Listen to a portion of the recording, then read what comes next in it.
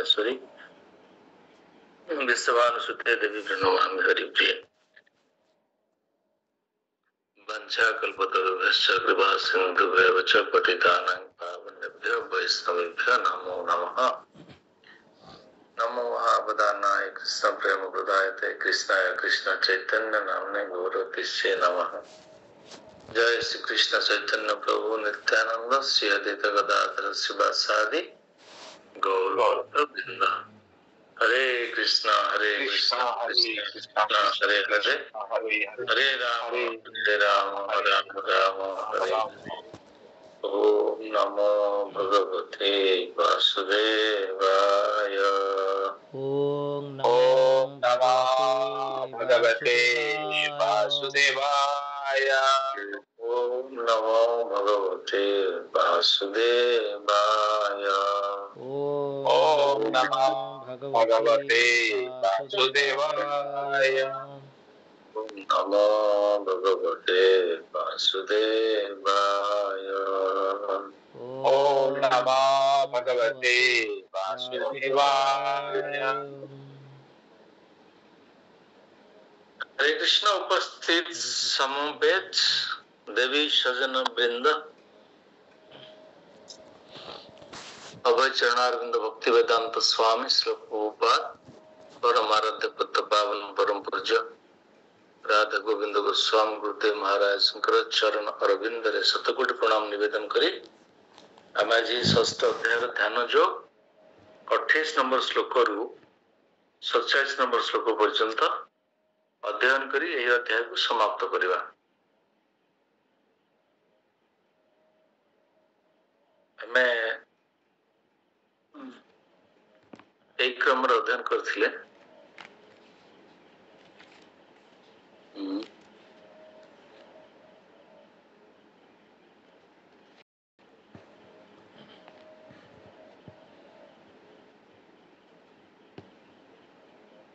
सत्ताईस श्लोक संबलित अध्याय एक रु 9 पढ़ते योगर क्रम वर्धिष्णु अवस्था योगा रुरुक्ष एवं योगा रूढ़ यम नियम आसन प्राणायाम प्रत्याहार धारण ये हूँ योग रुरुक्ष एवं योगा रूढ़ हूँ ध्यान समाधि। तापरे योग प्रैक्टिस करबा पई और समाधिस्थ हवा पई जहाँ जहाँ क्रम रे सब हम आलोचना करथिले। जंगल को निश्चय भाव में गमन करिवे, जंगल पुष्प घास को बिछेबे, ताऊपर गोटे मृग चर्म रखिवे, ताऊपर आपण भ्रूलता को केंद्र करी आपनकर दृष्टि चक्षुर दृष्टि को रखिवे नासिकार अग्र भाग रे एवं आपनकर मस्तक ग्रीवा एवं आपनकर शरीर गोटे सरल रेखा रहिबो। सोई भली भाव में समाधिस्थ हेबे। बहुत कष्ट सापेक्ष, बहुत संपूर्ण भाव कलिजुग संपूर्ण भाव असंभव। ए सब को आम अध्ययन कले। आज पढ़ा 28 रु 32 नंबर श्लोक अष्टांग योग ये जो आम अध्ययन कर ध्यान योग अष्टांग योग ये जो अध्याय एठी आम केमती सुपर सोल को अनुभव कर 28 नंबर श्लोक रु आम आरंभ करियो। अपन सब पुस्तक को देखंतु 28 नंबर श्लोक युञ्जन्नेवं सदात्मानं योगी विगत कल्मषः सुखेन ब्रह्म संस्पर्शम् अत्यंतम सुखमश्नुते। योगी समस्त प्रकार भौतिक दोषरु मुक्त हुई आत्मा रे स्थिर रही परमात्मा से बराबर युक्त हुई सर्वोच्च सिद्धि लाभ करे। आत्मानुभूति परमात्मा में भगवान का एक प्रकट स्वरूप भगवान को 3 प्रकार भाव में आम अनुभव करि परिबा। ब्रह्मन अनुभव, परमात्मा अनुभव एवं सच्चिदानंद भगवान अनुभव। भक्त मानकर सच्चिदानंद भगवान अनुभव ही स्वीकृत हुए से प्राप्त करते। भक्त मान सर्वश्रेष्ठ योगी ସିଦ୍ଧାନ୍ତରେ ପହଞ୍ଚିବା। ଏହି ପ୍ରକାର ଭାବରେ ତାପରେ 29 ନମ୍ବର ଶ୍ଲୋକରେ କହିଲେ ସର୍ବଭୂତସ୍ତମାତ୍ମାନଂ ସର୍ବଭୂତାନି ଚାତ୍ମନି ଇକ୍ଷତେ ଯୋଗ ଯୁକ୍ତାତ୍ମା ସର୍ବତ୍ର ସମଦର୍ଶନ।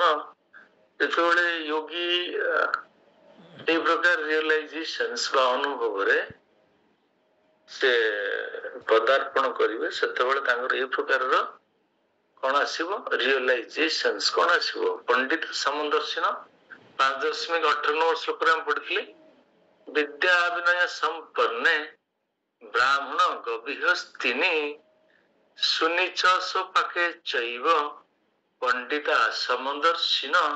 ସମସ୍ତଙ୍କୁ ସମାନ ଭାବରେ ସେ ଦେଖିବେ। এই ପ୍ରକାରର ଗୋଟେ ଅନୁଭବ ଆସିବ।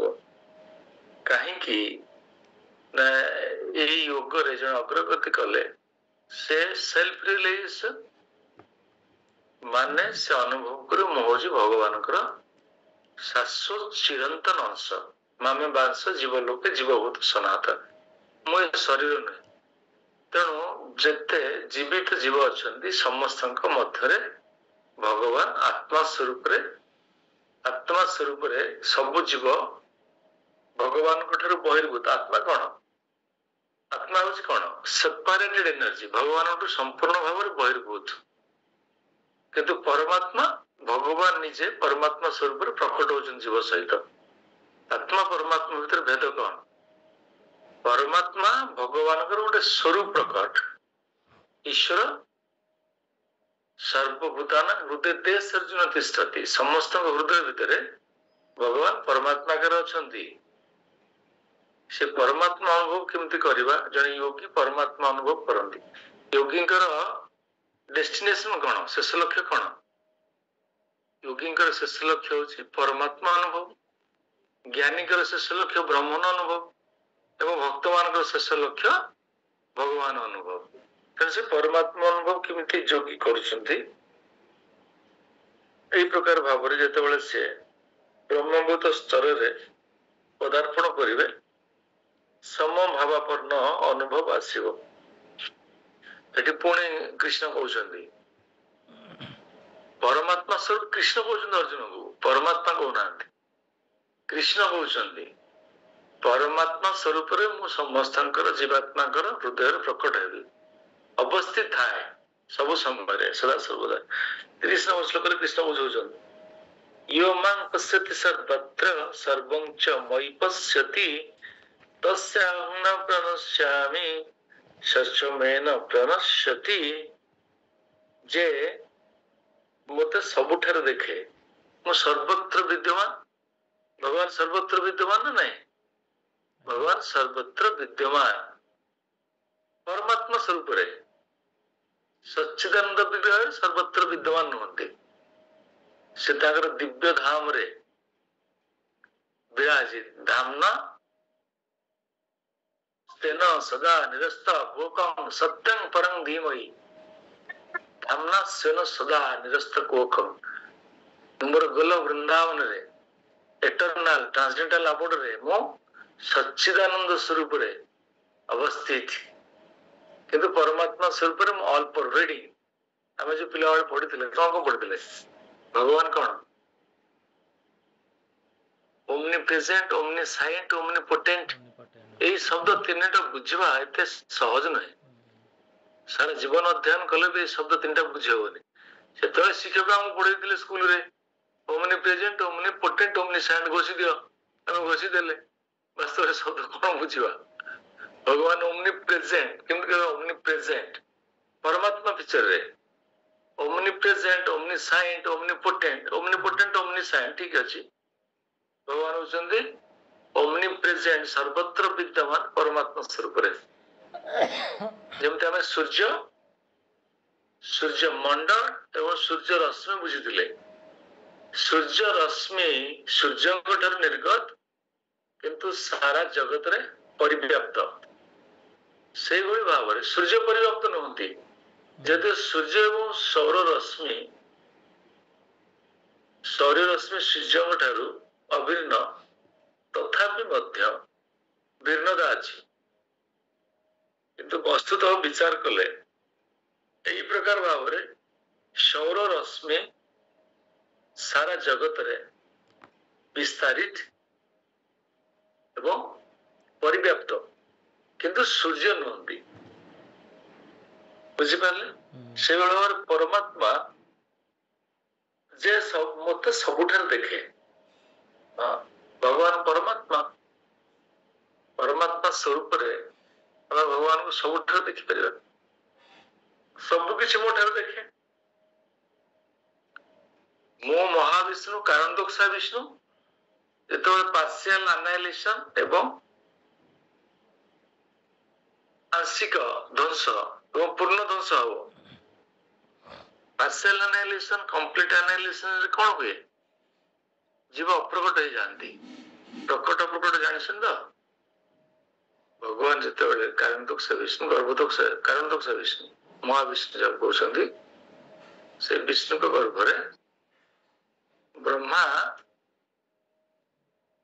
कहते रात्रि हुए से आम जीव जगत ध्वंस हो जाए केतोटी जीव जगत केतोटी जीव जगत ब्रह्मलोक महरलोक तपलोक छाड़दे केतोटा प्लानेटरी सिस्टम आमर 14टा 3टा प्लानेटरी सिस्टम छाड़ दियंतु आउ सब जगत ध्वंस हो सी जगत रे जो जीवात्मा माने थिले समस्त ध्वंस हो किंतु महाविष्णु कारण दक्ष विष्णु को गर्भ रे लीन हो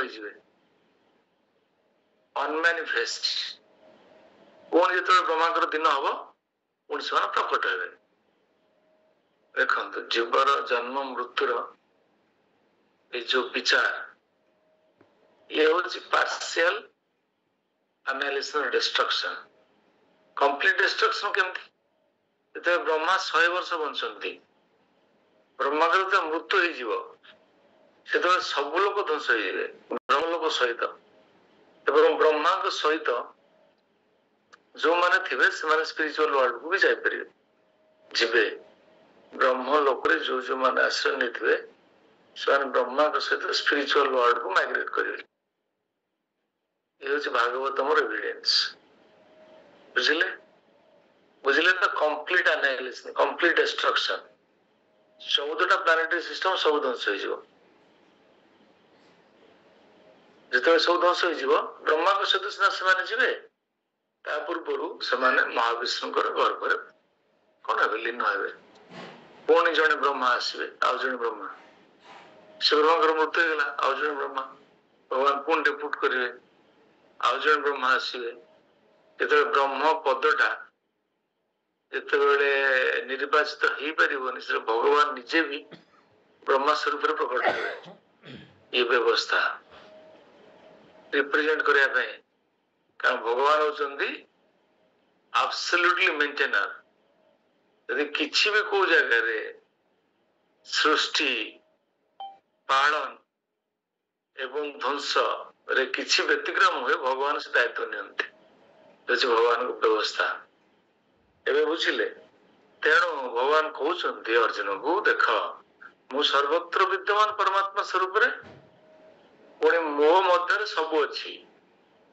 विश्वरूप दर्शन अर्जुन प्रदर्शन कर अर्जुन को भगवान विश्वरूप दर्शन पढ़ा 11 अध्याय सबकि भगवान हृदय भितर शरीर भितर universal form of the Lord एमती विचार कले ये तीन विष्णु जो भगवान संप्रसारित करते तेणु कारण दक्ष विष्णु जे मुख्य विष्णु महाविष्णु तापर गर्भदक्ष विष्णु तापर क्षीरदक्ष विष्णु तेणु कारण दक्ष विष्णु बा महाविष्णु गर्भ रे ब्रह्माकर रात्र हेले एवं ब्रह्माकर मृत्यु हेले जगत स्थिर लीन हो जाए ये व्यवस्था अच्छी तेणु सब भगवान भीतर रहा से कथा अर्जुन बुझे भगवान मो सर्वत्र विद्यमान परमात्मा स्वरूप मो मध्य सब अच्छी देख एक कथा जी बुझीपारे से मत सब स्थान देखे ए श्लोक तस्य न प्रणश्यामि सच में न प्रणश्यति से केवल मोटे हजि जाए ना मो सहित सब थाए मो स्मरण थाए से मोर परम भक्त कि मु ताटे हजि जाए ना मु ताटे हजि जाए ना ମୁଁ ତା ଠାରୁ ହଜିବା ନାହିଁ। ମୁଁ ସିନା ପରମାତ୍ମା ଆଗରେ ତା ମଧ୍ୟରେ ଅଛି, ମୁଁ ତ ସଚ୍ଚିଦାନନ୍ଦ ବିଗ୍ରହ। ମତେ ଭକ୍ତି କରିକି ତ ସେ ଆସ୍ୱାଦନ କରେ। ଏଠି ଭଗବାନ କହୁଛନ୍ତି ନା ବିଭିନ୍ନ ସ୍ୱରୂପ ବିଷୟରେ ବର୍ଣ୍ଣନା କରିକିରି ଅର୍ଜୁନକୁ ବୁଝଉଛନ୍ତି ତମେ ସତ୍ୟଗୁଡା ସବୁ ଏ ତତ୍ତ୍ୱ ଗୁଡାକୁ ସବୁ ଠିକ ଭାବରେ ବୁଝ। ଆଉ ମତେ ତୁମେ ମନେ ରଖ, ଭକ୍ତିରେ ସମ୍ପୂର୍ଣ୍ଣ ରୂପେ ପ୍ରାପ୍ତ ହେଇପାରିବ। ଏ କର୍ମ, ଏ ଜ୍ଞାନ, ଏ ଧ୍ୟାନ, ଏ ଯୋଗ ଆକୁ ସବୁ ଛାଡ। କିନ୍ତୁ ଭଗବାନ ବିସ୍ତାର ଭାବରେ ବୁଝଉଛନ୍ତି, ସବୁକୁ ବୁଝିଲେ ସିନା ଆପଣ ବାଛି ପାରିବେ କୋଉଟା ବାସ୍ତବରେ ସର୍ବୋତ୍କୃଷ୍ଟ। ସବୁକୁ ବିସ୍ତାର ଭାବରେ ନ କହିଲେ ଆପଣଙ୍କୁ ମୁଁ କହିବି ଭକ୍ତି ଭଲ, ଭକ୍ତି ସବୁଠୁ ଶ୍ରେଷ୍ଠ। ଆରେ ଅନ୍ୟ ସବୁ ପ୍ରୋସିଜିଓର ବା ଅନ୍ୟ ସବୁ ଯାହା ଯାହା ରହିଛନ୍ତି ତାକୁ ସିନା ବୁଝି ସାରିଲା ପରେ ଆମେ କହିପାରିବା ଭକ୍ତିଟା ଶ୍ରେଷ୍ଠ। ସେଥିପାଇଁ ଭଗବାନ ବିସ୍ତାର ଭାବରେ ସବୁକୁ ବୁଝଉଛନ୍ତି ଏବଂ କହୁଛନ୍ତି ବ୍ରହ୍ମ ସଂଗୀତରେ ଯାହା କୁହାଯାଇଛନ୍ତି ଯେ ଭକ୍ତିଟା କେଉଁ ଶ୍ରେଷ୍ଠ। ପ୍ରେମାଞ୍ଜନ ଛୁରିତ ଭକ୍ତି ବିଲୋଚନେନ ସନ୍ତ ସदैव ହୃଦୟେଷୁ ବିଲୋକୟନ୍ତି ୟଂ ଶ୍ୟାମ ସୁନ୍ଦରମ୍ ଅଚ୍ୟନ୍ତ ଗୁଣ ସ୍ୱରୂପମ୍ ଗୋବିନ୍ଦମ ଆଦି ପୁରୁଷଂ ତମଂ ଭଜାମେ। ବ୍ରହ୍ମା ତାଙ୍କ ପ୍ରାର୍ଥନା ଭଗବାନ କହୁଛନ୍ତି, ହେ ଭଗବାନ, ଯେ ପ୍ରେମ ରୂପ କଞ୍ଜନ ତାର ଚକ୍ଷୁ, ପ୍ରେମ ରୂପ କଞ୍ଜନ ମାନେ ପ୍ରେମ ମାନେ ଭକ୍ତି, ପ୍ରେମ ପ୍ଲୁତ ଭକ୍ତି, ପ୍ରେମ ଭକ୍ତି ରୂପକ ଅଞ୍ଜନକୁ ଚକ୍ଷୁରେ ପ୍ରଲେପିତ କରି ଯିଏ ଆପଣଙ୍କ ଦର୍ଶନ ପାଇଁ ଉଦ୍ବେଗ ପ୍ରକାଶ କରେ, ଜଣେ ସାଧୁ ସदैବ ହୃଦୟ ବିଲୋକୟନ୍ତି, ସେ ତାର ହୃଦୟରେ ଆପଣଙ୍କୁ ଦର୍ଶନ କରେ ସବୁ ସମୟରେ। ଜଂ ଶ୍ୟାମ ସୁନ୍ଦରମ ଅଚିନ୍ତ୍ୟ ଗୁଣ ସ୍ୱରୂପ, ଆପଣ ଭଗବାନ ଶ୍ୟାମ ସୁନ୍ଦର, ଆପଣ କାମଦେବକୁ ବି ପରାସ୍ତ କରିଦେବେ, ସତ ସତ କାମଦେବ, କୋଟି କମନୀୟ କନ୍ଦର୍ପ ରୂପ। ଆପଣଙ୍କର କନ୍ଦର୍ପ କଣ? କନ୍ଦର୍ପ ତ କାମଦେବ, ଯିଏକି ସମସ୍ତଙ୍କୁ ଆକର୍ଷଣ କରନ୍ତି, କିନ୍ତୁ ଆପଣ କୋଟି କୋଟି କାମଦେବ ମାନଙ୍କୁ ପରାହତ କରିଦେବେ। हे भगवान गोविंदम आदि पुरुषम तमहं भजामि। तापर भगवान पुଣି 31 नंबर श्लोकରେ କହୁଛନ୍ତି सर्वभूत स्थितं यो मां भज्यते एकत्वमस्तितं एकत्व भाव सर्वथा वर्तमानोऽपि स योगी मयि वर्तते। जो योगी मते ଏବଂ ସମସ୍ତଙ୍କର ହୃଦୟରେ ଥିବା ପରମାତ୍ମାକୁ ଏକ ବୋଲି ଜାଣେ। ସମସ୍ତଙ୍କ ହୃଦୟରେ ସମସ୍ତଙ୍କ ହୃଦୟରେ ଏକା ପରମାତ୍ମା ଅଛନ୍ତି। ଆପଣ ହୃଦୟରେ ଗୋଟେ ପରମାତ୍ମା, ମୋ ହୃଦୟରେ ଗୋଟେ ପରମାତ୍ମା, ଗାଭୀ ପାଖରେ ଗୋଟେ ପରମାତ୍ମା, ବ୍ରାହ୍ମଣ ପାଖରେ ଗୋଟେ ପରମାତ୍ମା, ହସ୍ତି ପାଖରେ ଗୋଟେ ପରମାତ୍ମା। ନା, ସେଇ ପରମାତ୍ମା ସୂର୍ଯ୍ୟ କିରଣ ସବୁ ଜାଗାରେ ସମାନ ଭାବରେ ବିସ୍ତାରିତ। ଆପଣ ଗୋଟେ ନର୍ଦ୍ଦମା ରେ ଯୋଉ ସୂର୍ଯ୍ୟ କିରଣ, ଆପଣ ଗୋଟେ ପୁଷ୍କରିଣୀରେ ସେଇ ସୂର୍ଯ୍ୟ କିରଣ, ଏବଂ ଆପଣଙ୍କର ବାସଗୃହରେ ସେଇ ସୂର୍ଯ୍ୟ କିରଣ ଆସିବେ। ସୂର୍ଯ୍ୟ କିରଣ ଭିତରେ କିଛି ପ୍ରଭେଦ ନାହିଁ। ସେଥିପାଇଁ ମୁଁ ପରମାତ୍ମା ସ୍ୱରୂପରେ ସମସ୍ତଙ୍କ ହୃଦୟରେ ସମାନ ଭାବରେ ବିରାଜିତ। ସେ ମୋର ପୂଜା କରେ ଏବଂ ସବୁ ପରିସ୍ଥିତିରେ ସର୍ବଦା ମୋ ଠାରେ ହିଁ ରହିଥାଏ। এই ପ୍ରକାର ହୃଦୟଙ୍ଗମ ଆମର ପ୍ରକଟ ହବା ଦରକାର। ଭଗବାନ କହୁଛନ୍ତି 32 ନମ୍ବର ଶ୍ଲୋକ, ଆତ୍ମୋପମ୍ୟ न सर्वत्र सामं पश्यति ଯୋଜୁନ ସୁଖଂ ବା यदि ବା ଦୁଃଖଂ ସୟୋଗୀ ପରମ ମତ। ହେ ଅର୍ଜୁନ, ଯେଉଁ ଯୋଗୀ ପ୍ରାଣୀ ମାନଙ୍କର ସୁଖ ଦୁଃଖରେ ନିଜ ଆତ୍ମା ଭଳି ସେମାନଙ୍କୁ ସମାନ ଦେଖେ, ସେ ଶ୍ରେଷ୍ଠ योगी ଅଟେ। ପର ଦୁଃଖେ ଦୁଃଖୀ ବୈଷ୍ଣବର ସ୍ୱଭାବ, ସମଭାବାପନ୍ନ ହୃଦୟ, ଏ ତ ବୈଷ୍ଣବର ତିତିକ୍ଷବ କାରୁଣିକା ସହୃଦଂ ସର୍ବଦେହିନାଂ ଅଜାତ ଶତ୍ରବଃ ଶାନ୍ତା ସାଧୁ ହି ସାଧୁ ଭୂଷଣ। ଏ ତ ସାଧୁର ଭୂଷଣ। ତିତିକ୍ଷବ, ତିତିକ୍ଷବ ମାନେ ସହିଷ୍ଣୁତା। ଚୈତନ୍ୟ ମହାପ୍ରଭୁ କଣ କହିଛନ୍ତି? ତୃଣାଦପି ସୁନିଚୀନ ତରୁରପି ସହିଷ୍ଣୁନା। ବୃକ୍ଷ ଭଳି ସହିବା ଶିଖନ୍ତୁ। ବୃକ୍ଷ କେମିତି ସହେ? ଆପଣ ବୃକ୍ଷ ମୂଳେ ଆଶ୍ରୟ ନେବେ ସୂର୍ଯ୍ୟ କିରଣ ରକ୍ଷା ପାଇବା ପାଇଁ, ପୁଣି କଣ କରିବେ? ବୃକ୍ଷରୁ ଫଳ ଖାଇବେ, ପୁଣି ବୃକ୍ଷକୁ କଣ କରିବେ? ବୃକ୍ଷକୁ ପୁଣି କାଟିବାକୁ ଯିବେ। ବୃକ୍ଷ ସେଇଭଳି ଭାବରେ ସହ୍ୟ କରେ। ଫଳ ଖାଇବେ, ତା ଆଡକୁ ଫିଙ୍ଗିବେ, ସବୁ ଫଳ ଖାଇବେ, ତାର ଛାୟାରେ ଆଶ୍ରୟ ନେବେ, ପୁଣି ତାକୁ କାଟିବେ, ଗୋଟେ କୁଢାଡି ନେଇ ତାକୁ ପୁଣି କାଟିବେ, ବୃକ୍ଷ ସହିବ। ମାନେ ବୃକ୍ଷ ଦେଖନ୍ତୁ ସହନଶୀଳତା, ସେଥିପାଇଁ ବୃକ୍ଷକୁ ଗୁରୁ କରାଯିବା ଦରକାର, ସହିଷ୍ଣୁତା ଶିକ୍ଷା ଲାଭ କରିବା ପାଇଁ। ଚୈତନ୍ୟ ମହାପ୍ରଭୁ ଏ ଶ୍ଲୋକକୁ କହିଛନ୍ତି ଶିକ୍ଷାଷ୍ଟକମରେ। ଆମେ ଯେତେବେଳେ ଜପ କରୁଛନ୍ତି ଏ ଶ୍ଲୋକଟାକୁ ଆପଣ ବାରମ୍ବାର ଆବୃତ୍ତି କରିବେ। ତୃଣଦପି ସୁନିଶ୍ଚେନ ତରୁରପି ସହିଷ୍ଣୁନା, ତୃଣ ଭଳି ନିଜକୁ ଛୋଟ ମନେ କରିବେ। ନା ସୁଶାନ୍ତ ପ୍ରଭୁ କଣ ହରେ କୃଷ୍ଣ ପ୍ରଭୁ ନା କହିବେ ମୁଁ ବଡ ଡିଭୋଟି ହେଲିଣି, କହିବେ ମୁଁ ଏତେ ଦିନ ଜପ କଲିଣି, 32 ମାସ ଜପ କରୁଛି ବେଳେ ବେଳେ, ତେଣୁ ମୁଁ ମନ୍ଦିରରେ ଅଛି, ମୁଁ ସବୁଠୁ ବଡ ଡିଭୋଟି ହେଇଗଲାଣି, ଏମିତି କହିବେ ନା? ନା ମୁଁ କିଛି ଏପର୍ଯ୍ୟନ୍ତ ଶିକ୍ଷା ଲାଭ କରିନି। ନରୋତ୍ତମ ଦାସ ଠାକୁର କଣ କହୁଛନ୍ତି ଜାଣିଛନ୍ତି ତ? ନରୋତ୍ତମ ଦାସ ଠାକୁର କହୁଛନ୍ତି ମୁଁ ସେ ଜଗାଏ ମଧାଇ ଠାରୁ ଆହୁରି ପାପିଷ୍ଠ, ମାନେ ସେ ଭଗବାନଙ୍କର ପରମ ଭକ୍ତ। ଭକ୍ତି ଅନୁଭବଟା କେମିତି ହୁଏ? ଯାହା ଜୀବନରେ ହ୍ୟୁମିଲିଟି ନାହିଁ, ଯାହାର ହ୍ୟୁମିଲିଟି ନାହିଁ, ଯାହା ଜୀବନରେ ନମ୍ରତା ନାହିଁ,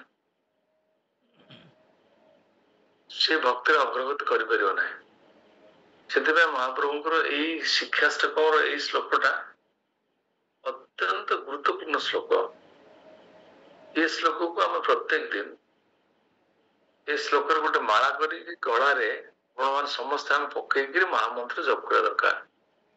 ଏଇ ପ୍ରକାର ଭାବନା ନ ଆସିଲେ ନାମ ଜପରେ ଆମମାନେ ସଫଳ ହେଇପାରିବା ନାହିଁ। ନିରପରାଧ ନାମ ଜପ କେବଳ ସେତିକି ବେଳେ ହେଇପାରିବ ଏଇ ପ୍ରକାର ଭାବନା ଯେତେବେଳେ ଭକ୍ତର ହୃଦୟରେ ପ୍ରକଟ ହବ। ସେଥିପାଇଁ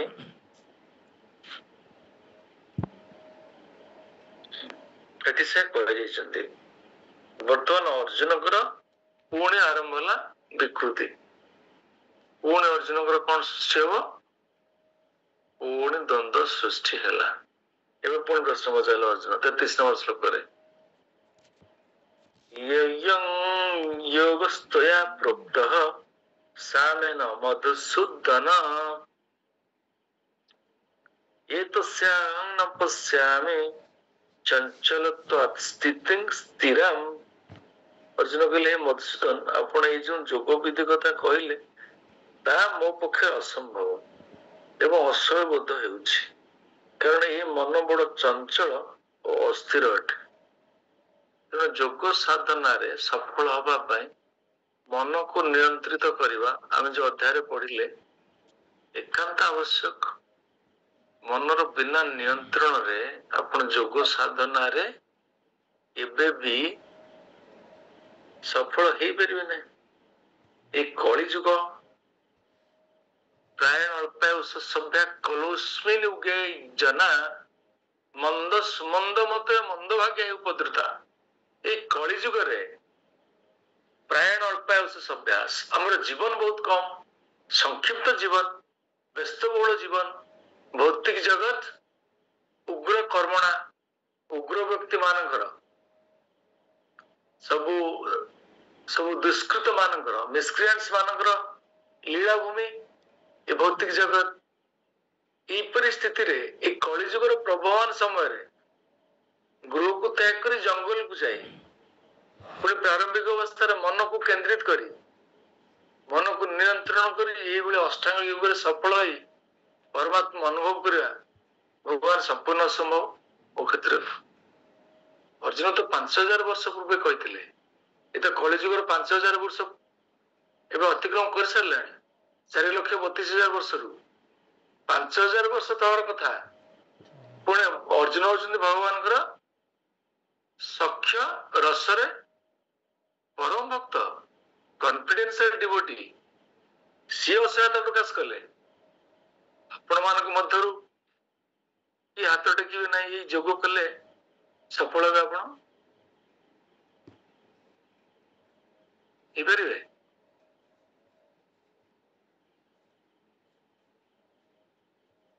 ସଫଳ ହେଇପାରିବେ? ନା ପ୍ରଭୁ ହବ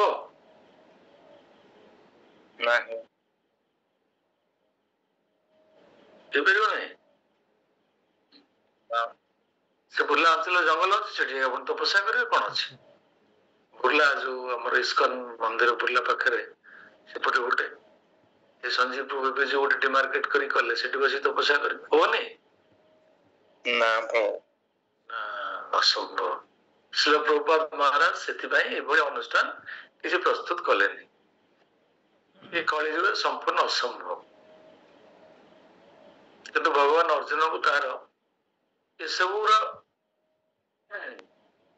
ଯଥାର୍ଥକୁ ପ୍ରତିପାଦିତ କରିବା ପାଇଁ ଭକ୍ତି ଯୋଗର ସୁପର ଏକ୍ସେଲେନ୍ସ ବା ଭକ୍ତି ଯୋଗର ଯୋଉ ମହନୀୟତା, ଯୋଉ ମ୍ୟାଗ୍ନାନିମିଟି ଏଷ୍ଟାବ୍ଲିଶ କରିବା ପାଇଁ ଏସବୁ ବିଷୟରେ କହୁଛନ୍ତି। ଅର୍ଜୁନ କହିଲେ ଅସମ୍ଭବ, ହେଇପାରିବ ନାହିଁ। ପୁଣି କାରଣ କହୁଛନ୍ତି କଣ ପାଇଁ ଅସମ୍ଭବ? ଯାହା ଆମେ ପ୍ରସଙ୍ଗରେ କହୁଥିଲେ, ଚଞ୍ଚଳ ହି ମନଃ କୃଷ୍ଣ ପ୍ରମାଥି ବଳବତ୍ ଦୃଢଂ। ଏ ମନ ବହୁତ ଚଞ୍ଚଳ, ଏ ମନଟା ଏତେ ଚଞ୍ଚଳ, ଏତେ ଦୁଷ୍ଟ, ତାକୁ ନିୟନ୍ତ୍ରଣ କରିବା ଭଗବାନ ସମ୍ପୂର୍ଣ୍ଣ ଅସମ୍ଭବ। ଗୋଟେ ୱିକେଡ ମଙ୍କି, ଗୋଟେ ପାଗଳ ମଙ୍କି ଠାରୁ ଇଏ ଆହୁରି ଚଞ୍ଚଳ। ଆକୁ ଗୋଟେ ମଲ୍ଟି ଫ୍ଲିପଫ୍ଲପ କୁହାଯାଏ। ଫ୍ଲିପଫ୍ଲପ ଗୋଟେ ଇଲେକ୍ଟ୍ରୋନିକ ଟ୍ରାଞ୍ଜିଷ୍ଟର, ଗୋଟେ ଇଲେକ୍ଟ୍ରୋନିକ ଡିଭାଇସ, ସେଟା ବାରମ୍ବାର ସ୍ଥାନ ପରିବର୍ତ୍ତନ କରେ। 0 1 0 ରୁ 1 1 ରୁ 0 0 ରୁ 1 1 ରୁ 0 ବାରମ୍ବାର ଏମିତି ହୁଏ ମିଲିୟନ୍ସ ଟାଇମ୍ସ। କିନ୍ତୁ ଇଏ ଏଭଳି ଗୋଟେ ଟ୍ରାଞ୍ଜିଷ୍ଟର, ये गोटे स्थान millions of time, millions of destinations को, गोटे स्थान मिलियंस ऑफ डेस्टिनेशंस को गोटे फ्रैक्शन ऑफ सेकेंड रे मिलियंस टाइम्स पळेबो। ये मनटा एते खतरनाक, एते दुष्ट, तो आपको कंट्रोल करवा ए अष्टांग योग प्रणाली रे संपूर्ण असंभव, संपूर्ण असंभव। तस्याम निग्रहं मन्ये वायु रिवत् सुदुष्करम। गोटे उदाहरण दौन, मु भगवान ठीक अच्छी, मु वायु को मोर गांडीवर प्रभाव रे अटकई दे पारिबी, किंतु मन को भगवान पारिबे। मते क्षमा करंतु, ये अष्टांग योग श्रवण करी मोर किछ लाभ होलानी। आपण कहले सुनिली, किंतु विशेष किछ लाभ नाही। लाभ अछि, अर्जुन नाराज होउछन, एवर आवश्यक नथिला, किंतु शुणे आवश्यक कहीं जानिले हमें भक्तिर उत्कर्षता विषय सहज बुझिपार। तापर 35 सुपर भगवान कहउछन, से भगवान अनुवाच, हाँ ठीक कथा कहलो, किंतु ता संभव असंभव नहे। किमिति संभव? असंशयं महाबाहो, असंभव मनो दुर्निग्रहं चलं किंतु संभव। अभ्यासेन तु कौन्तेय वैराग्येन चक्षु। अभ्यास कले एवं वैराग्य, डिटाचमेंट, ए सब को आपण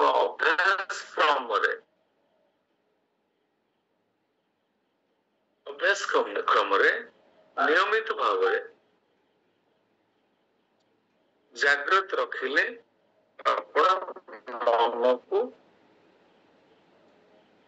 कंट्रोल बा रेगुलेट कर परिबे। किंतु अष्टांग योग माध्यम रे नहीं। कृष्ण अष्टांग योग कथा कहउछन, कि अष्टांग योग रे ये कलि युग संभव होबा। जेतेबेले युग धर्म ध्यान थिला, केबे थिला? सत्य युग रे। कृते आयत विष्णु, त्रेतया ययते मोक्षय, द्वापरे परिचर्या, कलो कीर्तनादेव। त्रेतया युग रे कोन थिला? यज्ञानुष्ठान। द्वापर रे कोन थिला? विग्रह सेवा। ए कलि युग रे युग धर्म हला भगवान का नाम कीर्तन। महाप्रभु सेति कृष्णଙ୍କର एक महाबदान्नाय अवतार। नमो महाबदान्नाय कृष्ण प्रेम प्रदाय कृष्णाय कृष्ण चैतन्य नामने गौरतिस्य नम। ये महाबदान्नाय अवतार रे भगवान आसले, कृष्ण आसले महाप्रभु अवतार रे Radha Rani mood and complexion को धारण करी केवल ए युग धर्म को प्रतिष्ठा करने भगवान कहते ना। भगवान कौन कहते? भगवान कहले मुझे अवतरित हुए केतବେଳେ यदा धर्मस्य ग्लानिर्भवति भारत अभ्युत्थानम् अधर्मस्य तदात्मनं सृजाम्यहं परित्राणाय साधूनां विनाशाय च दुष्कृतं धर्म संस्थापनार्थाय संभवामि युगे युगे। तेणु धर्म को संस्थापन करने पे युग धर्म को रिएस्टाब्लिश करने पे ए महाप्रभु अवतार रे प्रकट हेली। से महामंत्र गोलेकर प्रेमधन हरिनाम संकीर्तन अपन भावतु नहीं महामंत्र सहजरे पाई जाइए। भगवान ये महाबदान अवतार आमको प्रदान कर मन भीतर दुख प्रकाश करवानी महामंत्र जप कले सफल हो पारि मो भक्ति जीवन में भावना केवे भी आनी। ये भगवान गोटे दुर्लभ दान मानव समाज प्रति आम मन सम्मान समस्त प्रति। श्री प्रभुपाद महाराज कृपा असीम कृपा इमेजरेबल मर्सी आम मान प्रदान कर सिलेबस को प्रस्तुत करी। महाप्रभु आमर सबुठारु आकर्षणीय भगवान चैतन्य महाप्रभु गौर निताय हमर महाप्रभु आम मान प्रति महदान। से श्रवण अत्यंत गुरुत्वपूर्ण। श्रवण उपरे अत्यंत गुरुत्वारोप कर श्रवण रु आम भक्ति जीवन टा अग्रसर हुए। श्रवण कीर्तन विष्णु स्मरण पाद सेवन अर्चन बंदनम दास्यम सक्षम आत्मनिवेदन। श्रवण कले क्रमान्वय जिते आप श्रवण करेंगे से भक्ति अग्रगत करेंगे। शुद्ध भक्त श्रवण करेंगे, समस्त श्रवण करेंगे ना। शुद्ध भक्त संग कथा सब जगह कह। प्रभुपाद महाराज बारंबार कौन कर प्रत्येक स्थान में भक्त संग आम भक्ति जीवन गुरुत्वपूर्ण अंग। किंतु भक्त संग क्या सहित भक्त संग कहना शुद्ध भक्त संग। शुद्ध भक्त संग आप निर्वाचन करेंगे। आप भक्त संग शुद्ध भक्त सहित मिसवे। शुद्ध भक्त संग कले कौन हम जे आप भक्ति रे एक्सपोनेंशियल ग्रो करेंगे अत्याश्चर्य भाव में। जदि आप भक्त संगटा को विस्तार करदे अनेक भक्तों सागर मिसवे द्वंद्व रे पड़े। जड़े भक्त गाइडेंस रही भक्ति शिक्षा लाभ करेंगे आप जी अग्रगति करेंगे अनेक भक्तों सहित संग करके द्वंद्व रे पड़े। तेणु भक्त संगटा double edged weapon. Double edged weapon माने कौन? तार दीपट धार। दीपट धार माने एपट धार में गले गोड़ कटिव सेपट धार में गले भी विपद अच्छी। से भक्त संग मान शुद्ध भक्त संग करेंगे। ये कथा अर्जुन को भगवान कहले जे मन को नियंत्रण करने संभव जन अभ्यास एवं वैराग्य। आम जमी कृष्ण भक्ति कर अभ्यास कर प्रत्येक दिन 16 माला निश्चय जप करेंगे। प्रत्येक दिन भागवतम श्रवण करेंगे, अध्ययन करेंगे, विग्रह सेवा करेंगे, महाप्रसादम निश्चय सेवन करेंगे। जड़े उपयुक्त गुरुंकर तत्वावधान रे भक्ति शिक्षा ग्रहण करेंगे। सकाल मंगल आरती योगदान करेंगे। ये सब देखन केते प्रकार त्याग वैराग्यमय जीवन सर्वश्रेष्ठ वैराग्य रिनंसिएशन डिटैचमेंट। प्रत्येक दिन एटा अभ्यास माने प्रत्येक दिन होछि अभ्यास आई बड़ी वैराग्य आपनकर रहिले आपण निश्चय मन को कौन कर परिबे नियंत्रित करि परिबे। तापरे पुण भगवान पूछन असजतात्मना योग दुष्प्राप इति में मति पश्चात्मना तु यो तत्ता सख्य बा युमुपायतः जार मन असंजत ता पक्षरे योग साधना और आत्मानुभूति लाभ कष्टकर व्यापार स्वाभाविक कथा किंतु जार मन संजत एवं जे ठीक मार्ग रे साधना करे बा प्रयत्नशील हुए से निश्चय कृतकार्य हुए बा साधना सिद्धि लाभ करे यह मोर अभिमत अटा ठीक कथा मन कथा तो बारंबार हम कहउछन असंजत मन रे एपरिकी भौतिक सफलता भौतिक जगत रे किसी कर्म तो आप ठीक भाव में करें आध्यात्मिक जीवन रे आध्यात्मिक जगत रे केमती आप सफल हे मन नियंत्रण निश्चित भाव गुरुत्वपूर्ण अर्जुन पुणी प्रश्न पचारे हे भगवान ये जो योगी आमर योग कौन आमर योग हूँ भक्ति अपन कोरिलेट करंतु ये योग विषय कहते आमर योग हूँ भक्ति आमर योग है भक्ति ये अष्टांग योग ये भी एक युग धर्म थिला सत्य युग रे प्रत्येक युग रे से युग धर्म अच्छे आपण ये अष्टांग योग ध्यान योग रे सत्य युग रे जड़े सफल हो पारिबो पुणे मात्र परमात्मा अनुभूति रे सच्चिदानंद अनुभूति संभव नुहे सत्य युग हेले भी परमात्मा अनुभूति कौन भगवान को नारायण स्वरूप आपण अनुभव कर पारे शंख चक्र गदा पद्म वैकुंठ लोक भगवान जो नारायण स्वरूप से अनुभव कर गोलोक वृंदावन कृष्ण बलराम होचंदी कृष्णଙ୍କର प्रथम संप्रसारण किए बलराम गोलोक वृंदावन कथा तापर वैकुंठ प्लानेट रे भगवान किसी किसी कर्म अच्छे भगवान तो सबको धारण करचंती सबको ही पालन करिवे विभिन्न प्रकार भगवान मिशन अच्छी से भगवान जो संप्रसारण करेंगे भगवान अत्याश्चर्य शक्तिर फल वैकुंठ जगत भगवान केमती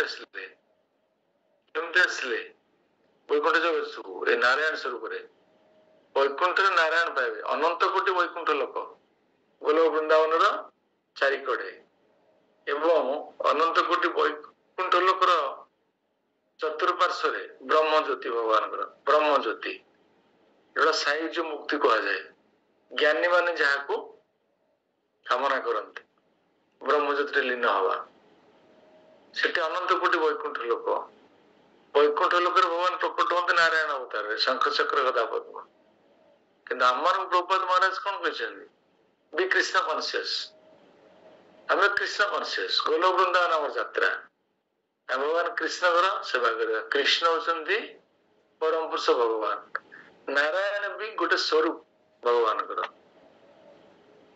जहां को प्राप्त हेले किए किए पितामह भीष्म द्वादश महाजन पितामह भीष्म नारायण स्वरूप भगवान प्राप्त हेले ताकर मनस्कामना से थिला बुझंतु पुणे चतुर्व्यूह अवतार भगवान पुणे चतुर्व्यूह स्वरूप चतुर्व्यूह चारि दिगरे वैकुंठ लोकर चारि दिगरे केमती विस्तार कले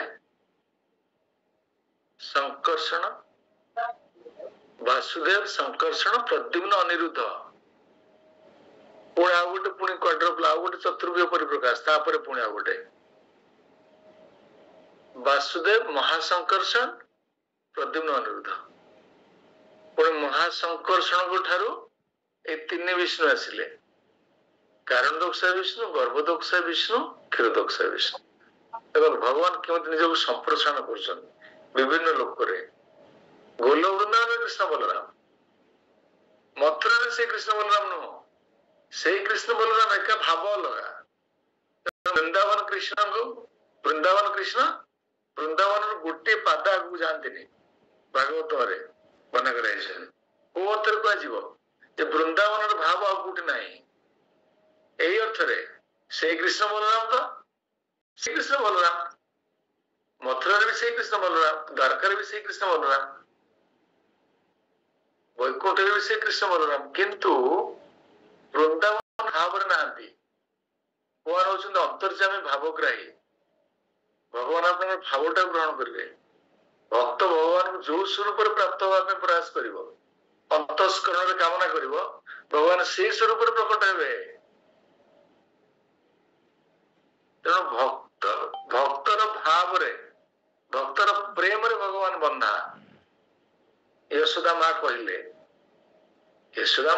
मोर से भगवान को बड़ रूप कौन दरकार मोर कृष्ण मोर संतान नहीं आसंत माँ पाखे प्रकट हेले बाल्य लीला सब वृंदावन बाल्य लीला यशोदा माँ सहित भगवान बाल्य लीला माँ पुओ को सब खावा देवे पुओर जत्न नेबे पुओ को पिटिबे दुष्ट हेले तेणु यही स्वरूप भगवान प्रकट हेबे सेठी गोपी मान पाखे भगवान प्रकट हेले केमतिया एमिति गोविंद ब्रज वृंदावन गोविंद गोटे सुंदर युवक जीन्स पैंट शर्ट नहीं कि भाविले कि jeans pant shirt T shirt एमती सब किसी नहीं मैंने भगवान सेमती सर्वाकर्षणीय ये जीन्स पैंट चिरा फटा पैंट ये जो बिका होची एबे चिरा फटा पैंट जदि आपण पिंदिबे आपण समस्त ताली मारुचंदी एटा निश्चित भाव गोटे हमर आधुनिक सभ्यतार गोटे सबुठारु स्मार्ट और सबुठु क्वालिफाइड व्यक्ति चिरा फटा पैंट शर्ट रे चिरा फटा पैंट शर्ट नहीं भगवान पीताम्बर से पोशाक ना नहीं से पोशाक पुणे बाम हाथ में बंशी धारण करछंती मयूर पुछ अच्छी दिव्य शरीर कृष्णकर शिवश्च चिन्ह वक्षरे से भगवान सर्वाकर्षण कोटि कमनीय कंदर्प रूपम तेणु से गोपी मान सहित भगवान लीला कर कथार अर्थ था वृंदावन कृष्ण से अन्य को स्थान पाइबे अन्य कृष्ण पाइबे सुशांत प्रभु बर्तमान घरे अच्छा क्लास कर ड्रेस पिंधिक बस कॉलेज को जीवे सेठी टाई फाई पिंधिक जीवे सेठी गोटे प्रकार गंभीर पोशाक पिला खाली नमस्कार करुवे से सुशांत प्रभु एकुटिया पोशाक अलग रूपटा टी अलग से व्यक्ति से तेणु सेमती कृष्ण भी सेमती सब लीला से कृष्ण विभिन्न स्थान को जो भाव ग्रहण करेंगे से भाव भगवान निज प्रकट करेंगे से कथा अर्जुन को भगवान कहते समय कहते जिज कृतकार्य सिद्धि लाभ करे अभिमत हाँ मन को केंद्रित करि परिबो अभ्यासन तुकंत वैराग्यन चक्र पूर्ण अर्जुन पढ़ला ओडारे कहले भगवान ठीक अछि बुझिली एई योग करी जो माने अकृत कार्य होंती ताकर गति कोन मते बुझेले सब तो कहले बुझिली मते बतांडी कोन एई योग कले कोन हो जो अकृत कार्य ताकर कोन हो जो कृत कार्य आपण कहले ठीक अछि कृत कार्य हेले से मान सब प्राप्त हुए भगवान परमात्मा के पाइबे नारायण स्वरूप भगवान पाइबे बोले अज्ञानी माने सब ब्रह्म ज्योति प्राप्त हुए सब ठीक ठाक अच्छे अकृत कार्य मत कौन हम कहतु भक्तर भी भक्त समस्त अप्लाई हम ज्ञानी योगी भक्त मानव समस्त अप्लाई हम योग मान आम योग आमर भक्ति योग ज्ञान योग अष्टांग योग अर्जुन प्रश्न पचार पेतो योगा चलित मानस अप्राप्य योग संसिद्धि कांगति कृष्ण गच्छति से कथा मत ठीक कहतु अकृत कार्य हेले तापरे पुणी प्रश्न आ गोटे प्रश्न सहित तीनोटी प्रश्न पचार तीनोटी प्रश्न कच्छिन्न भय विभ्रष्ट छिन्न भ्रमि वनस्यति अप्रतिष्ठ महाबाहो विमूढ़ ब्रह्मण पथि विमूढ़ ब्रह्मण पथि बुझी पार्छन तो बुझी ना नहीं का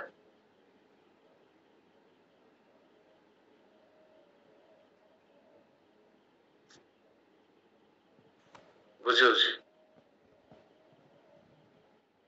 ଏ ମହାବାହୁ କୃଷ୍ଣ ଏ ପ୍ରକାର ବ୍ୟକ୍ତି ଯୋଗ ପଥରୁ ଭ୍ରଷ୍ଟ ହୋଇ କୌଣସି ସ୍ଥାନରେ ସ୍ଥାନ ନ ପାଇ ଏକ ଛିନ୍ନ ମେଘଖଣ୍ଡ ପରି ନଷ୍ଟ ହୁଏ ନାହିଁ କି? ମାନେ ଛିନ୍ନ ମେଘଖଣ୍ଡ ପରି, ମେଘଖଣ୍ଡଟା ପ୍ରପାତ ମହାରାଜ ବୁଝେଇଛନ୍ତି, ମେଘଖଣ୍ଡଟା ଯଦି ଗୋଟେ ବଡ ବାଦଲରୁ ଆସେ ଆଉ ଗୋଟେ ବାଦଲ ସହିତ ଯୁକ୍ତ ନ ହୁଏ ତାହେଲେ ମେଘଖଣ୍ଡ କଣ ହେଇଯିବ? ନିଷ୍ପ୍ରଭ ହେଇକି କୁଆଡେ ଚାଲିଯିବ। ଗୋଟେ ବାଦଲରୁ ଛିଟକିଲା ଆଉ ଗୋଟେ ବାଦଲରେ ମିଶିଲେ ବାଦଲ ପ୍ରଭାବରେ ସେ ମେଘଖଣ୍ଡଟା ଶକ୍ତ ହେଇକି ରହିବ। ନଚେତ ଯଦି କୌଣସି ଗୋଟେ ବୃହତ ବାଦଲ ଖଣ୍ଡ ସହିତ ନ ମିଶେ ସିଏ କୁଆଡେ ନିଷ୍ପ୍ରଭ ହେଇଯିବ, ତାର ଗତି କେହି ଜାଣିପାରିବେନି। ସେଭଳିଆ ହୁଏନି ତ ଯୋଗ ଭ୍ରଷ୍ଟ? ଅର୍ଜୁନ ପ୍ରଶ୍ନ ସହିତ ଲିଡିଂ କ୍ୱେଶ୍ଚିନ୍ ପଚାରୁଛନ୍ତି, କାହାକୁ? ଲିଡିଂ କ୍ୱେଶ୍ଚିନ୍ କାହାକୁ ପଚାରୁଛନ୍ତି? ଭଗବାନଙ୍କୁ। ଲିଡିଂ କ୍ୱେଶ୍ଚିନ୍ କୋର୍ଟରେ ପଚରାଯାଏ। କ୍ରସ୍ ଏକ୍ସାମିନେସନ କରିବେ ଆପଣ ସାକ୍ଷୀକୁ, ଲିଡିଂ କ୍ୱେଶ୍ଚିନ୍ ପଚରାଯାଏ। କ୍ରସ୍ ଏକ୍ସାମିନେସନରେ ଲିଡିଂ କ୍ୱେଶ୍ଚିନ୍ ସିଏ ଏଠି ଅର୍ଜୁନ ଭଗବାନଙ୍କୁ ପାଠ ପଢେଇଲେ ଲିଡିଂ କ୍ୱେଶ୍ଚିନ୍ ପଚାରିକି, ବୁଝିପାରୁଛନ୍ତି ତ? ତାପରେ ଏଇ ଭକ୍ତ ସହିତ ଭଗବାନଙ୍କ ଲୀଳା ଆନନ୍ଦ ଆସ୍ୱାଦନ କରୁଛନ୍ତି। ଏଠି ଏତନ୍ମୟ ସଂଶୟଂ କୃଷ୍ଣ ଛେତୁ ମହସ୍ୟ ଶେଷତଃ ତୋଦନ୍ୟ ସଂଶୟ ସ୍ୟାସ୍ୟ ଚେତାନ ହିପପଦ୍ୟତେ। ହେ କୃଷ୍ଣ, ଏହା ମୋର ସନ୍ଦେହ ଏବଂ ଏହାକୁ ସମ୍ପୂର୍ଣ୍ଣ ରୂପେ ଦୂର କରିବା ନିମିତ୍ତ ମୁଁ ଆପଣଙ୍କୁ ଅନୁରୋଧ କରୁଛି। କାହିଁକି ଆପଣଙ୍କୁ ଅନୁରୋଧ କରୁଛି? ଆପଣଙ୍କ ବ୍ୟତୀତ କେହି ଅତୀତ ବର୍ତ୍ତମାନ ଭବିଷ୍ୟତ କହିପାରିବେ ନାହିଁ। ସେ କଥା ପୁଣି କହିଲେ, ଲିଡିଂ କ୍ୱେଶ୍ଚିନ୍ ପଚାରିଲେ, ପୁଣି କହିଲେ ଭଗବାନ ମୋ ପ୍ରଶ୍ନର ଉତ୍ତର ଦେବାକୁ କେହି ସମର୍ଥ ନୁହନ୍ତି ଆପଣଙ୍କ ବ୍ୟତୀତ। ତାହା ମୋର ସିଦ୍ଧାନ୍ତ। ତେଣୁ ଆପଣଙ୍କୁ ହିଁ ପ୍ରଶ୍ନ ପଚାରୁଛି। ସେଥିପାଇଁ ଆପଣ ମାନେ ଯୋଉମାନେ ଏଇ ପରମ୍ପରାରେ, ଏଇ ଗୌଡୀୟ ବୈଷ୍ଣବ ପରମ୍ପରାରେ ଯୋଉମାନେ କୃଷ୍ଣଙ୍କର ଯୋଉ ପରମ୍ପରା ସୃଷ୍ଟି ହେଇଛି କୃଷ୍ଣଙ୍କ ଠାରୁ, ଯୋଉମାନେ ସେ ପରମ୍ପରାରେ ଅଛନ୍ତି ସେମାନଙ୍କର ତତ୍ତ୍ୱାବଧାନରେ ଆପଣ ଭକ୍ତି ଯାଜନ କରିବେ। ଏବଂ ପରମ୍ପରା ପ୍ରାପ୍ତ ରାଜର୍ଷୟ ବିଦୁଃ। ଆପଣ ଯଦି ଆଉ କୋଉଠି ଯାଇକି ଆଉ କୋଉ ପରମ୍ପରାରେ ଯୁକ୍ତ ହେଇକିରି ଭକ୍ତି ଶିକ୍ଷା ଲାଭ କରିବେ, ଏଇ ଛିନ୍ନ ମେଘଖଣ୍ଡ ଭଳି କୁଆଡେ ଆପଣ ବିଭିନ୍ନ ପ୍ରକାରର ଜୀବଜନିରେ ଭ୍ରମଣ କରିବେ। ସେଥିପାଇଁ ସତର୍କ ରହିବା ଦରକାର। ଏ ପ୍ରଶ୍ନର ରିଲେଭାନ୍ସ ଅଛି।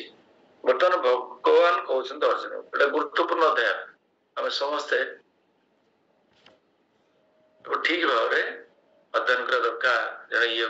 ଜଣେ ଯୋଗ ଭ୍ରଷ୍ଟ ଯୋଗୀ ବା ଜଣେ ଭକ୍ତ, ଆପଣ ଯଦି ଭକ୍ତିରେ ସଫଳ ହେଇପାରୁନାହାନ୍ତି, ପ୍ରଶ୍ନ ମନରେ ଆସୁଛି, ମୁଁ ତ ଭକ୍ତି ଏଇ ଜୀବନରେ, ପ୍ରଭୁପାଦ ମହାରାଜ କଣ କହିଛନ୍ତି? ଏଇ ଜୀବନଟାକୁ ଶେଷ ଜୀବନ ନିଅନ୍ତୁ, ଦ୍ୱିତୀୟ ଜୀବନ ପ୍ରାପ୍ତି ପାଇଁ କେବେ ବି ଆପଣ ଆକାଂକ୍ଷା ବା କେବେ ବି କାମନା କରନ୍ତୁ ନାହିଁ। ଏ ଦୁର୍ଲଭ ମାନବ ଜୀବନ ପ୍ରାପ୍ତ ହେଇଛନ୍ତି, ଏଇ ଜୀବନରେ ଭକ୍ତିରେ ସଫଳ ହୁଅନ୍ତୁ। ଗୋଲ ବୃନ୍ଦାବନ ପ୍ରାପ୍ତି, ଗୋଲ ବୃନ୍ଦାବନ ପ୍ରାପ୍ତି ମାନେ କୃଷ୍ଣ ପ୍ରେମ, ଯାହା ରୂପ ଗୋସ୍ୱାମୀ କହିଛନ୍ତି, ଆଦୌ ଶ୍ରଦ୍ଧା ତଥା ସାଧୁ ସଙ୍ଗ ଭଜନ କ୍ରିୟା ଅନର୍ଥ ନିବୃତ୍ତି ନିଷ୍ଠା ରୁଚି ଆସକ୍ତି ଭାବ ପ୍ରେମ, ସେଇଠି ପହଞ୍ଚାନ୍ତୁ। ସେ ତ ହେଇଗଲା, ଆପଣ କମ୍ପ୍ଲିଟଲି କୃଷ୍ଣ କନସିୟସ୍ ପରଫେକ୍ଟ ହେଇଗଲେ। କୃଷ୍ଣଙ୍କ ସାଙ୍ଗରେ ଡାଇରେକ୍ଟଲି ଆପଣ ରେସିପ୍ରୋକେଟ କରିବେ, କୃଷ୍ଣ ସହିତ କଥା ହେବେ, କୃଷ୍ଣ ଆପଣଙ୍କୁ ଆଲିଙ୍ଗନ କରିବେ। କୃଷ୍ଣ ଆପଣଙ୍କୁ ଆଲିଙ୍ଗନ କରିବେ ଜାଣିଛନ୍ତି ନା ନାଇଁ? ସୁଦାମ ପ୍ରଭୁ ଓ ସୁଦାମ ଜୀ ଆପଣ ଆସନ୍ତୁ, ସୁଦାମ ଜୀ ଆପଣ ଆସନ୍ତୁ, ଆପଣଙ୍କୁ ଆଲିଙ୍ଗନ କରିବେ କୃଷ୍ଣ। ଚିନ୍ତା କରନ୍ତୁ, ସେଇ ଦିନଟା ସ୍ୱପ୍ନରେ ଭାବନ୍ତୁ, ଦିନ ଦେଖନ୍ତୁ, ଭକ୍ତିରେ ସଫଳ କୃଷ୍ଣ ଆପଣଙ୍କୁ ଆଲିଙ୍ଗନ କରିବେ। ଆସନ୍ତୁ, ବସିବା, ପ୍ରସାଦ ପାଇବା, ମିଶିକି ପ୍ରସାଦ ପାଇବା। ଆଉ ସବୁ କଣ ସବୁ ଖବର ତମ ପୂର୍ବଜନ୍ମ ବିଷୟରେ ତମକୁ ମୁଁ ସବୁ କହୁଛି, ଶୁଣ। ତମେ ଏମିତି ଥିଲ, କୋଉ ଜୀବନରେ ବସୁଥିଲ, ତୁମର ଏମିତି 2-3ଟା ପତ୍ନୀ ଥିଲେ, ତା ପୂର୍ବ ଜନ୍ମରେ ଆଉ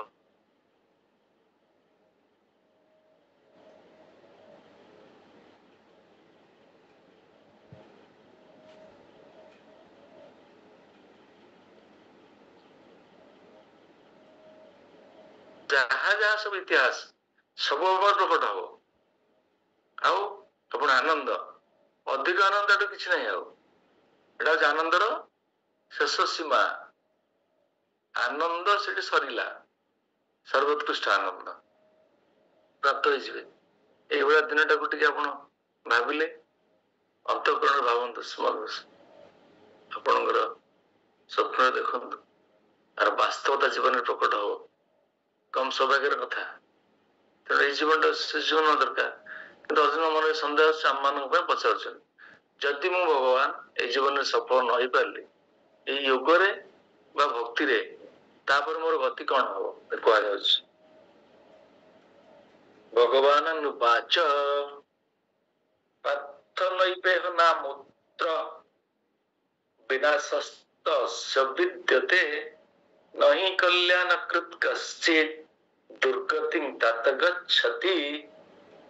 ଶ୍ରୀ ଭଗବାନ କହିଲେ, ହେ ପୃଥା ପୁତ୍ର, ପୃଥା ସ୍ମରଣ କଲେ, କୁନ୍ତୀ ମହାରାଣୀ କଥା ମନେ ପଡିଲା ଭଗବାନଙ୍କର।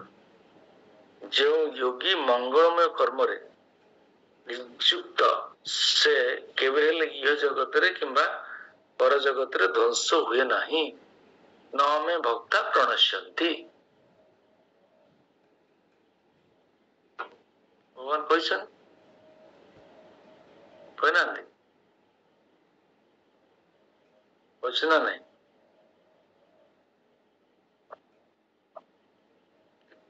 ଭବତି ଧର୍ମାତ୍ମା ସଶୋଚ୍ଛନ୍ତି ନିଗଚ୍ଛନ୍ତି କନ୍ତେହ ପ୍ରତିଜାନିହି ନ ମେ ଭକ୍ତା ପ୍ରଣଶ୍ୟନ୍ତି। ଭଗବାନ କହିଦେଇଛନ୍ତି, ମୋ ଭକ୍ତର ବିନାଶ କେହି କରିପାରିବେନି। ମୋ ଭକ୍ତର ବିନାଶକୁ ମୁଁ କେବେ ବି ସ୍ୱୀକାର କରିବି ନାହିଁ। ପୁଣି କହିଥିଲେ, ଅନନ୍ୟାଶ୍ଚିନ୍ତୟନ୍ତି ୟୋ ମା ଜନାପର୍ଯ୍ୟୁପାସତେ ତେଷାଂ ନିତ୍ୟ ଅଭିଯୁକ୍ତାନାଂ ଯୋଗକ୍ଷେମଂ ବହାମ୍ୟହମ୍।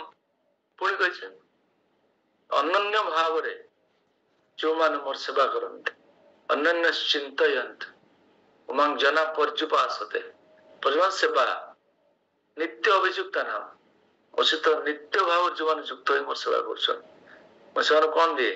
ଯୋଗକ୍ଷେମ। ଯୋଗ ମାନେ ଯାହା ତାଙ୍କର ଜୀବନର ଆବଶ୍ୟକତା ତାକୁ ମୁଁ ଦିଏ। ଆବଶ୍ୟକତା ମାନେ ମୋ ଜୀବନର ମାନେ କଣ? ଧନ, ଜନ, ସୁନ୍ଦରୀ, ପତ୍ନୀ, ଏସବୁ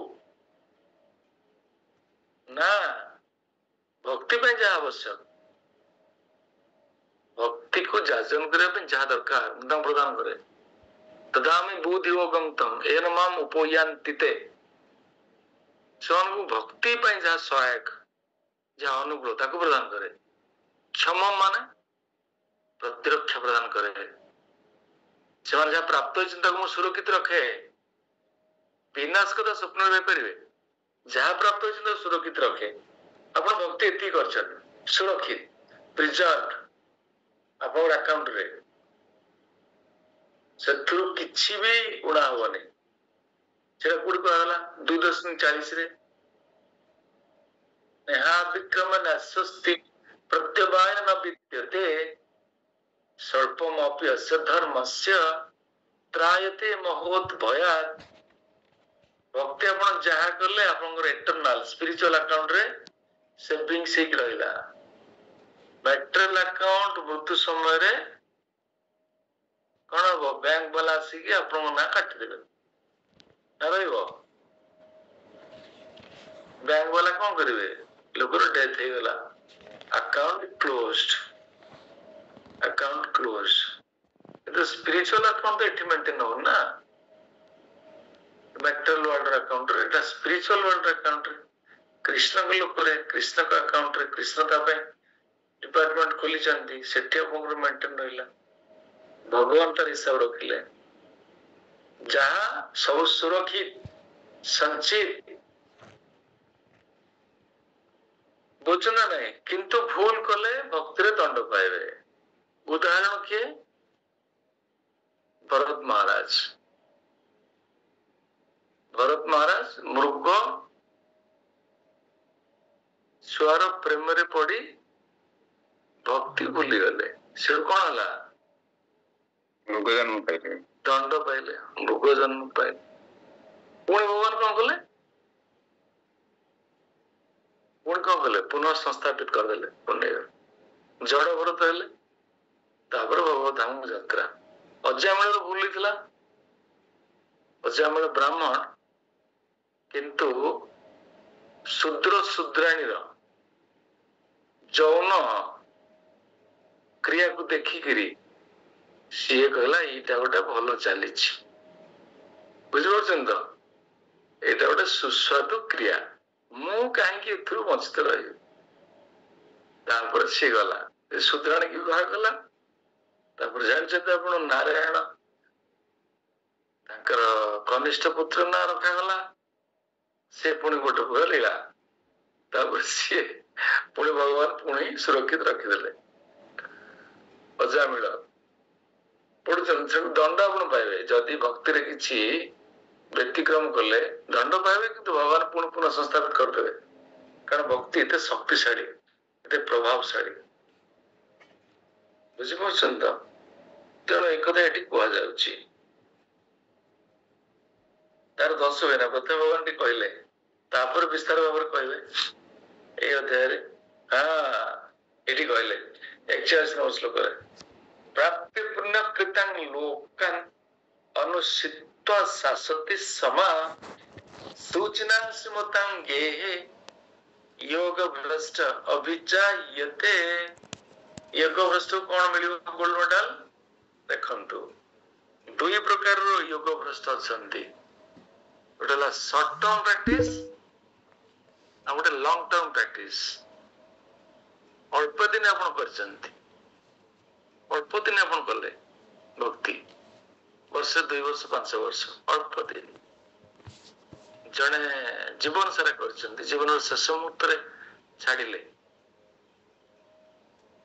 भरत महाराज पड़े से भावस्तर भक्त भावस्तर को से उन्नीत होते माने प्रेम स्तर संपूर्ण निकटवर्ती कौन से स्तर में पहुंचती कोट थी अनर्थ निवृत्ति किए पारे ना बुझे ना नहीं साधु संघ भजन क्रिया चली बर्तमान अनर्थ निवृत्ति आम प्राप्त ही ना भाव स्तर कोट रहा तेणु long term practice short term practice जदि आप शॉर्ट टर्म प्रैक्टिस करछंती ताल आपन कोन होबो उठिक जिवे अपन हेवनली प्लैनेट्स मान को जिवे हायर हेवनली प्लैनेट्स उठिकी सो हेवनली प्लैनेट्स अछि इंद्र रोचन जोठी हम दाउ स्वर्ग कहउछे कहउछे भूभुवस्य अस्य पितृवरेण्यम ओनाते भूलोक भूवरलोक तापर जनलोक महरलोक तपलोक ब्रह्मलोक अतल वितल तलातल रसातल महितल पाताल एपटे सब 14 प्लानेटरी सिस्टम एपटे जो हायर प्लैनेट्स मान तलाड़े नुहे हायर प्लैनेट्स मान जिवे हायर प्लैनेट्स रे जीवन शैली टिके उपभोगपूर्ण से बहुत सुख अच्छी भौतिक सुख आध्यात्मिक सुख किसी ना ये जो भौतिक जीवन सुख आमको जगत में जन किए अधिक अर्थ रोजगार कर ऐश्वर्यवान व्यक्ति तो से उपभोग कर सब केमती कर सब एसी लगे शोचंती सब खट सब सुंदर भाव सब खट गुड़ाक बिल्डिंग रेसिडेंशियल बिल्डिंग बहुत सुंदर ये जो प्रकार सुख गुड़ाक से सब बहुत भल खाद्य खाऊं भौतिक जगतर सुख जिते भी बाहर पार्टी जिते नारी रखी पार्टी इच्छा अनुसार बहुत अर्थ अच्छी ना कौन ये सब भौतिक सुख आप हायर प्लैनेट्स मानक पाइबे से हायर प्लैनेट्स मान जो देवता मान बास कर भगवान भक्ति कर भगवान भक्ति करने बाध्य कौन सृष्टि होची लोकर स्थिति स्टेटस इंद्र बारंबार भ्रमित होती भगवान सांगे पुणी चैलेंज रखुंट इंद्र वर्षा एत करी जे ब्रज वृंदावन को कौन कर विजयी देवी पूरा ब्रज वृंदावन को बन्ना प्लावित करदेवी जो जगह भगवान कृष्ण साक्षात विराजमान बन्ना प्लावित करदेवी ତାପରେ ଇନ୍ଦ୍ର ଓହ୍ଲେଇ ଓହ୍ଲେଇ କାନ ମୋଡି ମୋଡି ଆସି ଖାଲି ବସ୍ ଉଠେଇ ଯାଉଛନ୍ତି। ବସ୍ ଉଠେଇକିରି ବାରମ୍ବାର ଭଗବାନ ଚାଉଟା ମାରୁଛନ୍ତି, ତଥାପି ଲୋକ ବସିକିରି ଭୁଲ ମାଗିକିରି କ୍ଷମା ପ୍ରାର୍ଥନା କରିକି, ହେ ଭଗବାନ ଭୁଲିଗଲେ ମତେ କ୍ଷମା କରିଦିଅନ୍ତୁ, ଆଉ ଏମିତି କ୍ଷମା କରିବୁ, ଆଉ ଏମିତି ଭୁଲ କରିବୁ ନାଇଁ କରୁଛୁ। ସଚିମାତା ତାଙ୍କର ପତ୍ନୀ, ସେଠି ସବୁ ତାଙ୍କର ସୁନା ମୁକୁଟ, ବହୁତ ଐଶ୍ୱର୍ଯ୍ୟ ଅଛି, ଐରାବତ ହସ୍ତି, ସେଠି ବହୁତ ଉପଭୋଗ କରିବାର ସବୁ ବ୍ୟବସ୍ଥା ଅଛି। ଆପଣ ସେଇ ସବୁ ପ୍ଲାନେଟ୍ସ ମାନଙ୍କୁ ଯିବେ, ସେଠି ବହୁତ ଦିନ ଉପଭୋଗ କରିବେ, ତାପରେ ପୁଣି ଆସିକି ଏଠି ପହଞ୍ଚିବେ। କୋଉଠି? ଏଇଠି, ଏଇ ଭୂଲୋକରେ, ଏ ମୃତ୍ୟୁଲୋକ, ମର୍ତ୍ତ୍ୟଲୋକ, ମୃତ୍ୟୁଲୋକ ବି କୁହାଯାଏ। ଅପବର୍ଗ, ପବର୍ଗ, ଏଇଟା ଅପବର୍ଗ ବୈକୁଣ୍ଠ, ପବର୍ଗ ଯୋଉଠି ଜନ୍ମ ମୃତ୍ୟୁ ବରାବର ରହିଛି। ଏଠିକି ପୁଣି ଆସିବେ, କାହା ଘରେ ଜନ୍ମ ହେବେ? ଏଠି ସେପଟୁ ସୁଖ ଭୋଗ କରିକି ଆସି କାହା ଘରେ ଜନ୍ମ ହେବେ? ସୁଚିତାଂ ସୁଚିନାଂ ଶ୍ରୀମତାଙ୍ଗେ। ସୁଚିନାଂ ମାନେ ସୁଚିନାଂ କିଏ? ପୁଣ୍ୟ କର୍ମା ଲୋକମାନଙ୍କର ଘରେ, ବ୍ରାହ୍ମଣ ବୈଷ୍ଣବ ପରିବାରରେ। ବ୍ରାହ୍ମଣ ବୈଷ୍ଣବ ହେଲେ କିଏ?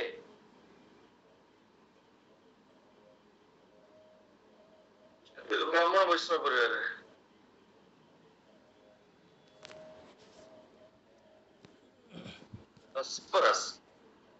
ଶ୍ରୀମତାଂ ମତାଂ ଶ୍ରୀମତାଂ।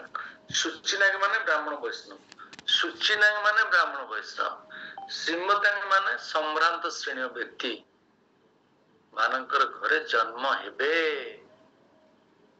ଯଦି ଆପଣ ଅଳ୍ପ ଯୋଗ କରିଥିବେ, ଅଳ୍ପ ଭକ୍ତି କରିଥିଲେ ବି ସେଇ ଫଳ,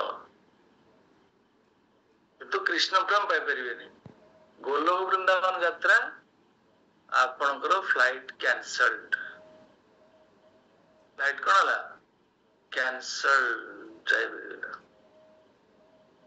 କ୍ୟାନ୍ସଲ୍ଡ ମାନେ ଆସିବନି, ଆଉ ଆସିବନି, ବିଳମ୍ବ ନାହିଁ, ପୁରା କ୍ୟାନ୍ସଲ୍ଡ। ଆପଣ ଆଉ କୋଉ ଫ୍ଲାଇଟ ଦେଖିବାକୁ ପଡିବ, ଆଉ କୋଉ ଲାଇଫରେ ସରିଗଲା ଆପଣଙ୍କ ଜୀବନ। ବୁଝିପାରିଲେ?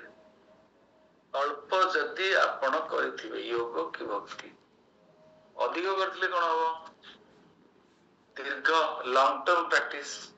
ତାପରେ ଶ୍ଲୋକରେ କହୁଛନ୍ତି, ଅଥବା ଯୋଗିନାମେବ କୁଲେ ଭବତ୍ ତିଥି ମତମ୍ ଏତଦ୍ଧି ଦୁର୍ଲଭତରମ୍ ଲୋକେ ଜନ୍ମ ଯଦି ଦୃଶ୍ୟମ୍। ଓ ବାପରେ ବାପ, କେତେ ଭାଗ୍ୟବାନ ସେମାନେ। ଲଙ୍ଗ ଟର୍ମ ପ୍ରାକ୍ଟିସ ରେ କଣ କରିବେ ନା, ବଡ ବଡ ଟ୍ରାନ୍ସଡେଣ୍ଟାଲିଷ୍ଟ ଯୋଉ ମାନଙ୍କର କୋଉଠି ଜନ୍ମ ହେବେ, କୋଉଠି ଜନ୍ମ ହେବେ? ଧୀମତାମ୍, ଧୀମତାମ୍, ଧୀ ମାନେ ଧୀ, ଧୀ ହେଲା ବୁଦ୍ଧି, ଧୀମତାମ୍ ଯୋଉମାନେ ବୁଦ୍ଧିମାନ, କଣ ଲେଖାଯାଇଛି ଏଠି? ଯୋଉମାନେ ଅତ୍ୟନ୍ତ ଜ୍ଞାନୀ, ଧୀ ଶକ୍ତି ସମ୍ପନ୍ନ ପରିବାର ମାନେ, ଆଉ କୋଉ ପରିବାରରେ ଜନ୍ମ ହେବେ? କୋଉ ପରିବାରରେ ଜନ୍ମ ହେବେ? ଗୋସ୍ୱାମୀ ପରିବାର ମାନଙ୍କରେ, ଗୋସ୍ୱାମୀ, ଗୋଦାସ ପରିବାରରେ ନୁହେଁ, ଗୋସ୍ୱାମୀ ପରିବାରରେ ଆପଣ ଜନ୍ମ ହେବେ। ଗୋସ୍ୱାମୀ ପରିବାରରେ ଜନ୍ମ ହେବେ। ବୁଝିପାରୁଛନ୍ତି ନା ନାଇଁ? ସେଠି ଆଉ ଉଚ୍ଚତର ଲୋକକୁ ଉପଭୋଗ କରିବାକୁ ଯିବେନି, ସିଧାସଳଖ ଗୋସ୍ୱାମୀ ପରିବାର ଜନ୍ମ ହେବେ। ପ୍ରଥମଟାରେ କଣ ହବ? ଉଚ୍ଚତର ଲୋକକୁ ଉପଭୋଗ କରିବା ପାଇଁ ଯାତ୍ରା କରିବେ। ଆପଣଙ୍କର ପୁଣ୍ୟ ଫଳ ସରିଗଲା ପରେ ପୁଣି ଭୌତିକ ଜଗତକୁ ଫେରିବେ। କାହା ଘରେ ଜନ୍ମ ହେବେ? ଶ୍ରୀମତା ସୁଚିତାଙ୍ଗେ, ସୁଚିନାଂ। କୋଉ ଜନ୍ମ ହେବେ? ସୁଚିନାଂ ଶ୍ରୀମତା, ସୁଚିନାଂ ଶ୍ରୀମତାଂ, ବ୍ରାହ୍ମଣ ବୈଷ୍ଣବ ଏବଂ ସମ୍ଭ୍ରାନ୍ତ ପରିବାରରେ ଜନ୍ମ ହେବେ।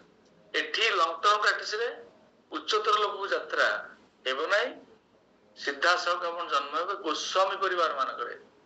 ଗୋସ୍ୱାମୀ ପରିବାର, ଏଇଭଳି ସୌଭାଗ୍ୟ କାହା ଜୀବନରେ ଥିଲା? ଭକ୍ତି ସିଦ୍ଧାନ୍ତ ସରସ୍ୱତୀ ଗୋସ୍ୱାମୀ ମହାରାଜ, ପ୍ରଭୁପାଦ ମହାରାଜଙ୍କର ଯିଏ ଗୁରୁଦେବ। ଭକ୍ତି जिला मजिस्ट्रेट थिले सप्तम गोस्वामी महावैष्णव तांको परिवार जन्म होइतिले भक्ति सिद्धांत सरस्वती गोस्वामी महाराज से भली भाव प्रभुपाद महाराज तांकर पितृदेव गौरमोहन देव राधा माधवंकर अवमान काल सेवा तांगरे से माने जन्मगत भाव से वैष्णव से भी गोस्वामी परिवार प्रभुपादंकर से भली एक दुर्लभ परिवार जन्म ग्रहण दुर्लभ तरंग लोके ये दुर्लभ परिवार मानक से जन्म ग्रहण कारण भक्ति सफल हूँ कि विफल हूँ लॉस ना गेन गेन लॉस ना gain gain loss car loss gain loss सब लाभ ही लाभ बाप रे बाप लाभ आनंदाम्बु दिवर्तनम प्रतिपदम देखंतु भक्तर महिमा देखंतु केते गरियान केते आमन केते भाग्यवान आमन को परंपरा को शुद्ध परंपरा रे केते गौरवमय परंपरा रे आपण मान समस्त आजी एही भक्ति जाजन करे भक्ति तो सर्वोच्च अलंकार देखो आदि योगर प्रभाव अष्टांग योगर प्रभाव कृष्ण कहउछन अष्टांग योगर तो पिता होउछन परम पिता होउछ भक्ति मुक्ति मुकुलितांजलि प्रबोधानंद सरस्वती कौन कहते हे भगवान भक्ति राणी सम्मुखर मुक्ति आसी दंडवत प्रणाम करी कृतज्ञता प्रकाश कर देखु आर प्रभाव अष्टांग योगर प्रभाव देखु पुणे भक्ति आपण करेंगे ना विक्रमे प्रत्यवाय न विद्यते स्वल्पम अप्यस्य धर्मस्य त्रायते बहुत भया आपण तो पशु जन्य जन्म हवार चांस ही नहीं पशु जन्य रे जन्म ग्रहण करिवार प्रश्न ही नहीं भक्त जीवन रे एटा गोटे गौरवमय विषय वस्तु नहीं पशु जनिटा केते आकर्षण जनि कहले आकर्षण जनि आकर्षणीय घोड़ा हेले आकर्षणीय ना घोड़ा हेले सुशांत प्रभु आज्ञा प्रभु हरे कृष्ण घोड़ा हेले बोलो ना घोड़ा हेले नहीं नहीं घोड़ा हेले बोलो अब बटरफ्लाई हेले बटरफ्लाई नहीं बटरफ्लाई माने प्रजापति भलो प्रजापति कौन है बटरफ्लाई सो फ्लावर पर बसियो सीट करिए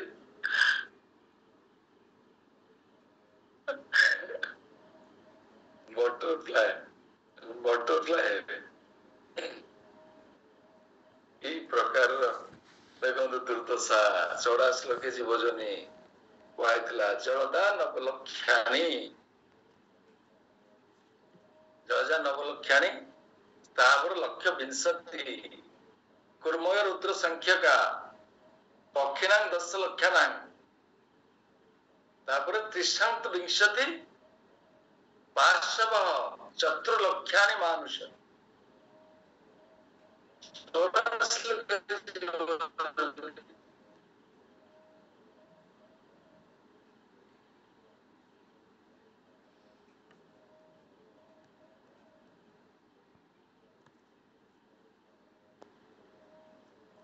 बुझिपारछन ना बहुत संभव आनते मानव जन पाइछन इटा गोटे प्लेटफॉर्म कृष्ण कॉन्शियसनेस प्राप्ति पाए बड़ा दुर्लभ संपत्ति आउ ये जीवन आउ थे न आसी पारे ये प्रकार दुर्लभ फॉर्म रे संपूर्ण भाव में सदुपयोग करा दरकार गोटे सेकेंड भी दुरुपयोग करा दरकार नुह जिते आप कृष्ण बहिर्भूत हो गले से जीवन में दुख आसला दुखर संज्ञा कौन वास्तव में कृष्ण ठार बहिर्भूत माने दुख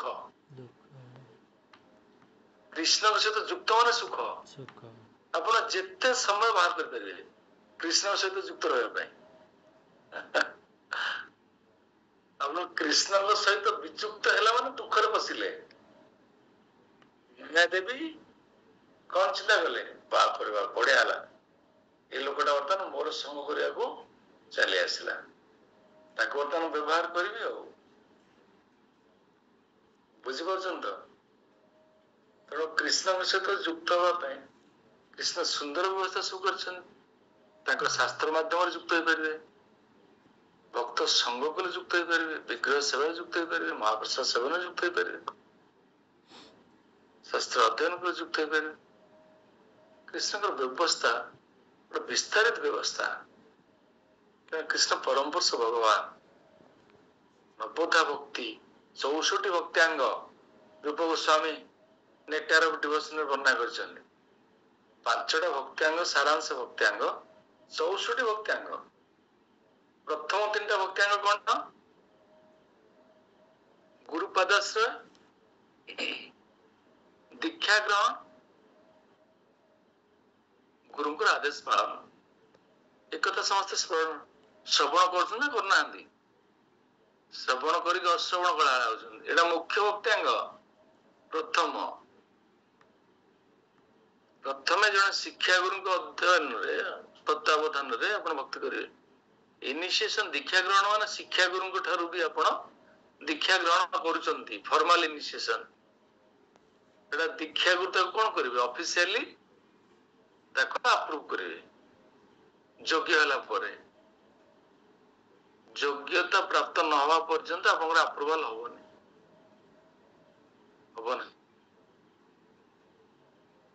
ତେଣୁ ଶିକ୍ଷା ଗୁରୁଙ୍କ ତତ୍ତ୍ୱାବଧାନରେ ବି ଆପଣଙ୍କର ଫର୍ମାଲ ଇନିସିଏସନ ହେଇଛି, ଦୀକ୍ଷା ଗୁରୁ ତାକୁ ଆପ୍ରୁଭ କରିବେ। ପ୍ରାରମ୍ଭିକ ଅବସ୍ଥାରେ ଶିକ୍ଷା ଗୁରୁଙ୍କ ତତ୍ତ୍ୱାବଧାନରେ ଶିକ୍ଷା ଗ୍ରହଣ କରିବା ନିଶ୍ଚିନ୍ତ ଆବଶ୍ୟକ, ଉପାୟ ହିଁ ନାହିଁ। ବୁଝିହେଲା କି ନାହିଁ? ତାପରେ କୃଷ୍ଣ 43 ନମ୍ବର ଶ୍ଲୋକରେ କହିବେ, ତତ୍ର ତଂ ବୁଦ୍ଧି ସଂଯୋଗଂ ଲଭତେ ପର୍ବତେ ହିକମ୍ ୟତତେ ତତୋ ଭୂୟ ସଂସିଦୋ କୁରୁ ନନ୍ଦନ। ହେ କୁରୁ ବଂଶଜ, କୁରୁ ରାଜା ଥିଲେ, କୁରୁ ରାଜା ଥିଲେ ଏ ବଂଶରେ, ଅର୍ଜୁନଙ୍କର ବଂଶରେ। କୁରୁ ଈଶ୍ୱର, ଶାନ୍ତନୁ ରାଜା, କୁରୁ ରାଜା, ଯେମିତି ୟାଦବ ଡାଇନାଷ୍ଟ୍ରିରେ ବୃଷ୍ଣି ସବୁ ଥିଲେ। ଏ କୁରୁନନ୍ଦନ ଏ ପ୍ରକାର ଜନ୍ମ ନେଇ ସେ ପୁଣି ତାର ପୂର୍ବ ଜନ୍ମର ସେ ଦିବ୍ୟ ଚେତନାକୁ ପୁନରୁତ୍ଥାନ କରାନ୍ତି ଏବଂ ପୂର୍ଣ୍ଣ ସିଦ୍ଧି ଲାଭ କରିବା ନିମିତ୍ତ ସେ ଅଧିକ ପ୍ରଯତ୍ନଶୀଳ ହୁଅନ୍ତି। ଯଦି ଯୋଗରେ ସଫଳ ହେଇପାରି ନାହାନ୍ତି, ତେଣୁ ସେ ପ୍ରଯତ୍ନଶୀଳ ହେବେ।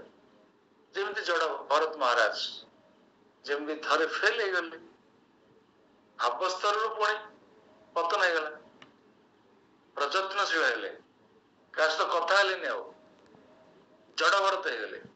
ଏ ଭୌତିକ ଜଗତ ବିପଜ୍ଜନକ ଜଗତ, କାହା ସହିତ ମୁଁ ସମ୍ପର୍କ ରଖିବିନି, କାହା ଦ୍ୱାରା ମୁଁ ଆକର୍ଷିତ ହେବି ନାହିଁ, ଅନନ୍ୟ ଭାବରେ କୃଷ୍ଣ ଭକ୍ତି କରିବି। ରହୁଗଣଙ୍କ ସହିତ ଜଡ ଭରତଙ୍କର ଗୋଟେ ବିସ୍ତାରିତ ସମ୍ବାଦ ଅଛନ୍ତି ଭାଗବତମରେ। ଜଡ ଭରତ, ବୁଝିପାରୁଛନ୍ତି? ତେଣୁ ସେଥିପାଇଁ ସେମାନେ ପ୍ରଯତ୍ନଶୀଳ ହୁଅନ୍ତି। ତାପରେ ପୂର୍ବାଭ୍ୟାସେନ ତନ୍ମୈବ କ୍ରିୟତେ ୟବସ ପିସ ଜିଜ୍ଞାସୁରପି ଯୋଗସ୍ୟ ଶବ୍ଦ ବ୍ରହ୍ମାତିବର୍ତ୍ତତେ। ପୂର୍ବ ଜନ୍ମରେ ତାର ଦିବ୍ୟ ଚେତନା ଥିଲା, ସେଇଥି ଯୋଗୁଁ ସେ ଜନ୍ମରେ ସତ ଯୋଗ ସାଧନ ପ୍ରତି ଆକୃଷ୍ଟ ହୁଏ। ସେ ସେଗୁଡିକୁ ନ ଚାହୁଁଥିଲେ ସୁଦ୍ଧା ସେଗୁଡିକ ବଳେ ବଳେ ତା ପାଖକୁ ଆସ। ଏ ପ୍ରକାର ଏକ ଜିଜ୍ଞାସୁ ଯୋଗୀ ସର୍ବଦା ବେଦର କର୍ମକାଣ୍ଡ ପଦ୍ଧତି ଅନୁଯାୟୀ କରଣୀୟ ବ୍ରତ ଭିତରେ ଉର୍ଦ୍ଧ୍ୱରେ ଥାନ୍ତି। ତେଣୁ କର୍ମକାଣ୍ଡ ଦ୍ୱାରା ସେମାନେ ପତିତ ହୁଅନ୍ତି ନାହିଁ। କର୍ମକାଣ୍ଡ ତ ଇନ୍ଦ୍ରିୟ ସୁଖ, କିନ୍ତୁ ଯୋଗୀ, ଜ୍ଞାନୀ ଯୋଗୀ ଆଉ ଭକ୍ତ ବା ଯାହାହେଲେ ଟ୍ରାନ୍ସେଣ୍ଡାଲିଷ୍ଟ ନା, ଆଧ୍ୟାତ୍ମବାଦୀ, କର୍ମ ଗୁଡା ତ ବର୍ଜନୀୟ। ସାଧାରଣ ପଶୁ ତୁଲ୍ୟ ଜୀବନ ଯାପନ। କର୍ମୀ ମାନଙ୍କ ଜୀବନ କଣ ଅଛି? ପଶୁ ଭଳିଆ ବଞ୍ଚିବେ। ଆହାର ନିଦ୍ରା ଭୟ ମୈଥୁନ ଚ ସମାନ ଏତ ପଶୁ ବି ନରଣା। ପଶୁ ସେମାନେ ସମାନ। କର୍ମୀ ଆମେ ସକାମ କର୍ମ କଥା କହୁଛେ। ନିଷ୍କାମ କର୍ମରୁ ଭକ୍ତି ଜୀବନ ଆରମ୍ଭ ହେଲା। ନିଷ୍କାମ କର୍ମ ଭଗବାନ କର୍ମ ଫଳ ଅର୍ପଣ କଲି, ତାପରେ ଗୁରୁ ଗ୍ରହଣ କଲି, ଗୁରୁଙ୍କର ତତ୍ତ୍ୱାବଧାନରେ କର୍ମଟାକୁ ପରିତ୍ୟାଗ କଲି, ତାପରେ କ୍ରମାନ୍ୱୟରେ ମୁଁ ଭକ୍ତିରେ ପହଞ୍ଚିବି। ତେଣୁ କର୍ମଯୋଗ ସେଥିପାଇଁ ଭକ୍ତି ଯୋଗ କୁହାଯାଏ। ନିଷ୍କାମ କର୍ମ ଯୋଗ ଭକ୍ତିର ପ୍ରାରମ୍ଭିକ ସ୍ତର। ସେଠୁ ଆପଣ କ୍ରମଶଃ ଅଗ୍ରଗତି କରିବେ। କିମ୍ବା ଆପଣ ସେସବୁ କରିନାହାନ୍ତି, ସିଧାସଳଖ ଜଣେ ଭକ୍ତଙ୍କ ସହିତ ଯୁକ୍ତ ହେଲେ, ସିଧାସଳଖ ଭକ୍ତି ଆପଣ ଆସ୍ୱାଦନ କଲେ, ଭକ୍ତିକୁ ଆପଣ ଜୀବନରେ ଆଚରଣ କଲେ, କୁହାଯାଇଛନ୍ତି ନା ନାଇଁ? ଆପଣ ନିଷ୍କାମ କର୍ମ କେତେ ଦିନ କରିବେ, କେତେ ଦିନ କର୍ମ କରିବେ, କେତେ ଦିନ ଭଗବାନଙ୍କ ସେବା ରହିବେ? ଆପଣ ଡାଇରେକ୍ଟଲି ଜଣେ ଭକ୍ତଙ୍କ ସହିତ ଯାଇ ଯୁକ୍ତ ହୋଇ ତାଙ୍କ ତତ୍ତ୍ୱାବଧାନରେ ଅତି ସହଜରେ ଭକ୍ତିକୁ କଣ କରିପାରିବେ? ପ୍ରାକ୍ଟିସ କରିପାରିବେ। ସହଜ ନା ନାହିଁ? ଇଲେଭେଟର ଆପଣ ଗଲେ, ଇଲେଭେଟରରେ 100 ମହଲାରେ ପହଞ୍ଚିବେ। କର୍ମ, ତାପରେ କର୍ମ କରି ଜ୍ଞାନ। କର୍ମ ଯେତେବେଳେ ଅଭିବୃଦ୍ଧି ହବ କଣ ଆସିବ କର୍ମରେ? ନଲେଜ ଆଉ ବୈରାଗ୍ୟ, ରିନୁନ୍ସିଏସନ ଆସିଲେ ସେଟା ଜ୍ଞାନ ହେଲା। କର୍ମଟା ଅଗ୍ରଗତି କରି କରି ଯେତେବେଳେ ଆସିଲା ନଲେଜ ଆଣ୍ଡ ଜ୍ଞାନ ବୈରାଗ୍ୟ ପ୍ରକଟ ହବ, ଏଟା ଜ୍ଞାନ। ତାପରେ ସିଏ ଜ୍ଞାନଟା ଅଭିବୃଦ୍ଧି ହେଲା ଯେତେବେଳେ କଣ ଆସିଲା? ମେଡିଟେସନ ସାଙ୍ଗେ ମିଶିଲା, ସିଏ ହେଲା ଅଷ୍ଟାଙ୍ଗ ଯୋଗ। ସେ ମେଡିଟେସନ ଅଗ୍ରଗତି କରି କରି ଯେତେବେଳେ ସଚ୍ଚିଦାନନ୍ଦ ବିଗ୍ରହ ଅନୁଭବ ଆସିଲା, ସିଏ ହେଲା ଭକ୍ତି। ତେଣୁ ଭକ୍ତି କୋଉଠି ଯାଇକିରି? 100 ମହଲା କୋଠା। ଇଏ କର୍ମ ଜ୍ଞାନ ମହଲା 2 ମହଲା କି ନୁହଁ। କଣ ଏବାରଟା ଆପଣ ଯାଇପାରିବେ ସିଢି ଚଢି ଚଢି, ନା ଯେ ସିଧେ ଭକ୍ତଙ୍କ ସାଙ୍ଗେ ମିଶିଯିବେ? ହଠାତ୍ ମୋର ସିଢି ଚଢିବା ଦରକାର ନାହିଁ, ସିଟା ଆପଣଙ୍କର ଲିଫ୍ଟ ଇଲେଭେଟର, ସେ ଡାଇରେକ୍ଟ ନେଇକି ପହଞ୍ଚିଦେବ କୋଉଠି? କୋଉଠି? 100 ମହଲା ଉପରେ।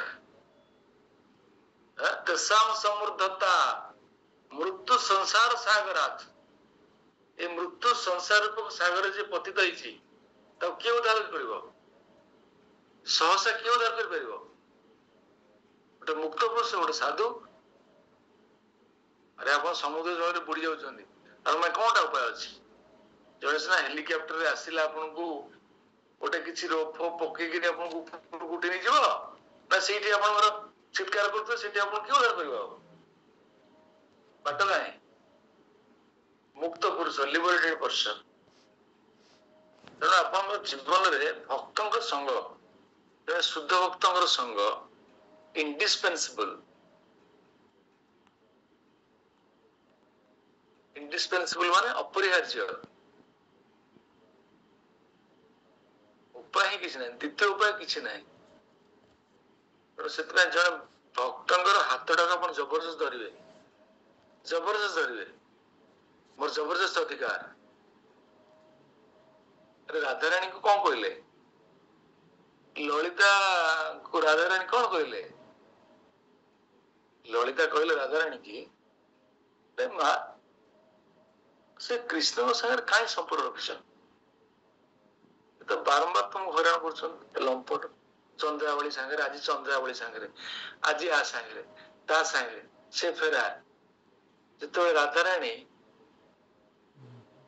ଯେତେବେଳେ ରସ ହବ, ସବୁ ଗୋପୀ ମାନେ ଆସିଥିବେ, ବିଭିନ୍ନ ପ୍ରକାର ଗୋପୀର ସବୁ କ୍ଲାସ ଅଛି। ଆପଣ ପଞ୍ଚାୟତ ଗୋପୀ, ଆପଣଙ୍କର ଗିରିରାଜରେ ଯୋଉ ଗୋପୀ ମାନେ, ସେମାନେ ଅତ୍ୟନ୍ତ କନଫିଡେନ୍ସିଆଲ ଗୋପୀ। ସବୁ ଗୋପୀ ମାନଙ୍କର କ୍ଲାସ ଅଛି, ବୁଝୁଛନ୍ତି ନା ନାଇଁ? ରସ ଚାଲିଥିବ, ରାଧାରାଣୀଙ୍କ ସାଙ୍ଗରେ ରସରେ କୃଷ୍ଣ ଚାଲିବେ। ରାଧାରାଣୀ ନେଇକି ଏକାନ୍ତ ନିର୍ଜନ ଜଙ୍ଗଲକୁ ପଳେଇବେ, ଜଙ୍ଗଲକୁ ପଳେଇବେ, ତାପରେ ଅନ୍ତର୍ଧାନ ହେଇଯିବେ। ରାଧାରାଣୀ ଏକୁଟିଆ। କଣ ହବ କହିଲେ ଅବସ୍ଥା ଆପଣଙ୍କର? ଆପଣ ଆସିକି ଡିଭୋର୍ସ ସୁଟ୍ ଫାଇଲ କରିଦେବେ, କହିବେ ସେ ଲୋକ ସାଙ୍ଗରେ ଆଉ ରହିବେ।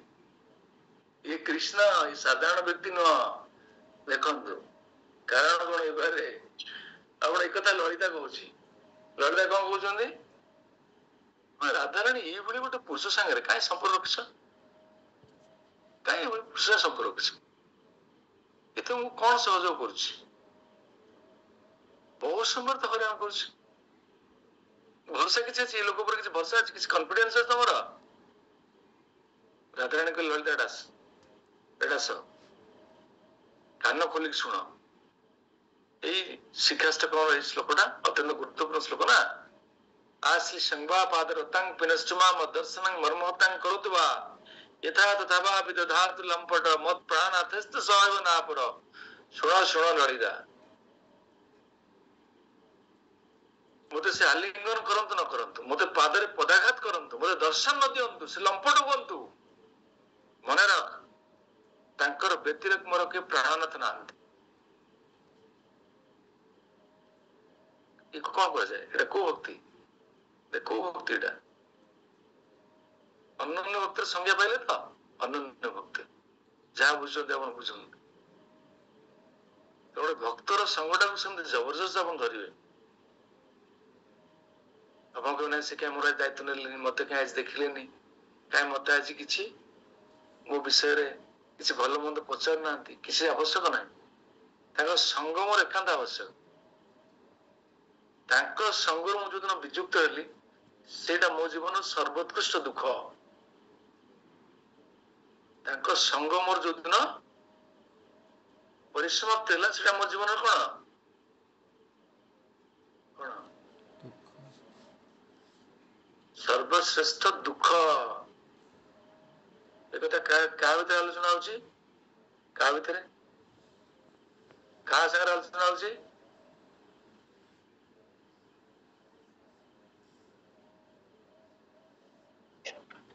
अर्जुन कृष्ण अर्जुन कृष्ण अरे चैतन्य चैतन्य तो क्या सागर आलोचना होची क्या सागर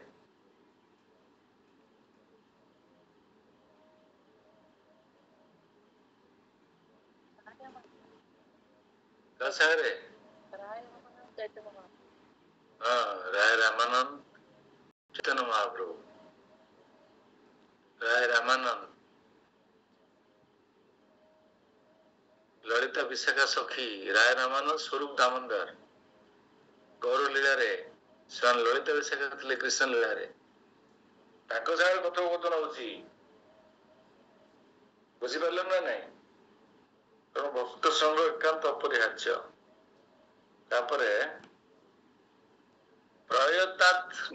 प्रयतात्मानस्तु योगी संसुत लिशः अनेक जन्म संसिद्ध तत्व जाति परांग गतिम से कथाटा को विस्तार कर भगवान कहते ये दुर्लभ जन्म जन प्राप्त हेले जोगी जोग पथर अग्रगत करने निमित्त खूब निष्ठा सहकार योगाभ्यास करने लगी पड़े से समस्त प्रकार पापरू मुक्त हो जाए एवं परिशेष अनेक जन्मर योगाभ्यास फल से परम गति लाभ करे तपस्या बर्तमान शेष श्लोक ये दुईटा श्लोक श्लेष श्लोक भगवान सारांश कहे ये श्लोकटा श्लेष श्लोक पूर्व श्लोक ज्ञानी बड़ ना योगी बड़ ना भक्त बड़ सारांश सिद्धांत कथा बर्तमान व्यक्त करेंगे तपस्वीभ्यधिक योगी ज्ञानीभ्योऽपि मत्तोऽधिक कर्मभ्यश्चाधिक योगी तस्माद् योगी भवार्जुन तपस्वी अपेक्षा योगी बड़ ज्ञानी अपेक्षा योगी बड़ एवं कर्मी अपेक्षा योगी बड़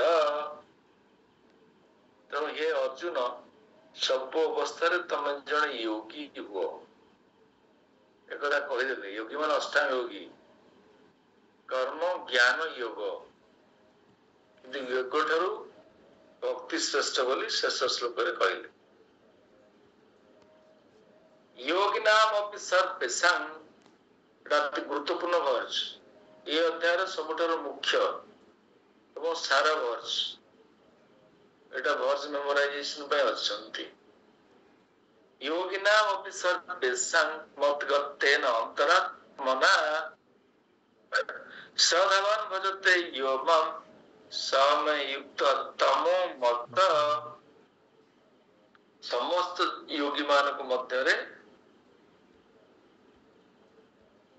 मो सहित जीए सेवा माध्यमରେ ଯୁକ୍ତ ହେଇଛି ସିଏ ସବୁଠାରୁ ଶ୍ରେଷ୍ଠ।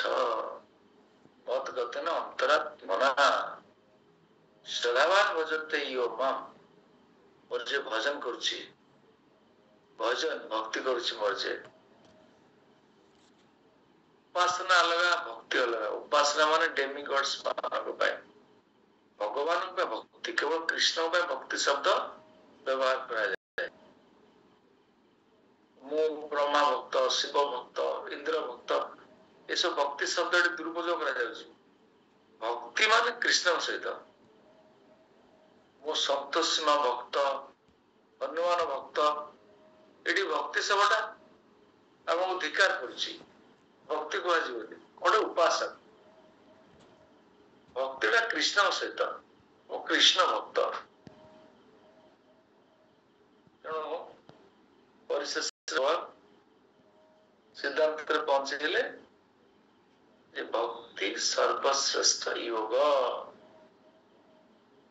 ଭକ୍ତି ଜୀବନର ସର୍ବଶ୍ରେଷ୍ଠ ସଫଳତା। ଭକ୍ତି କଲେ ଆପଣଙ୍କର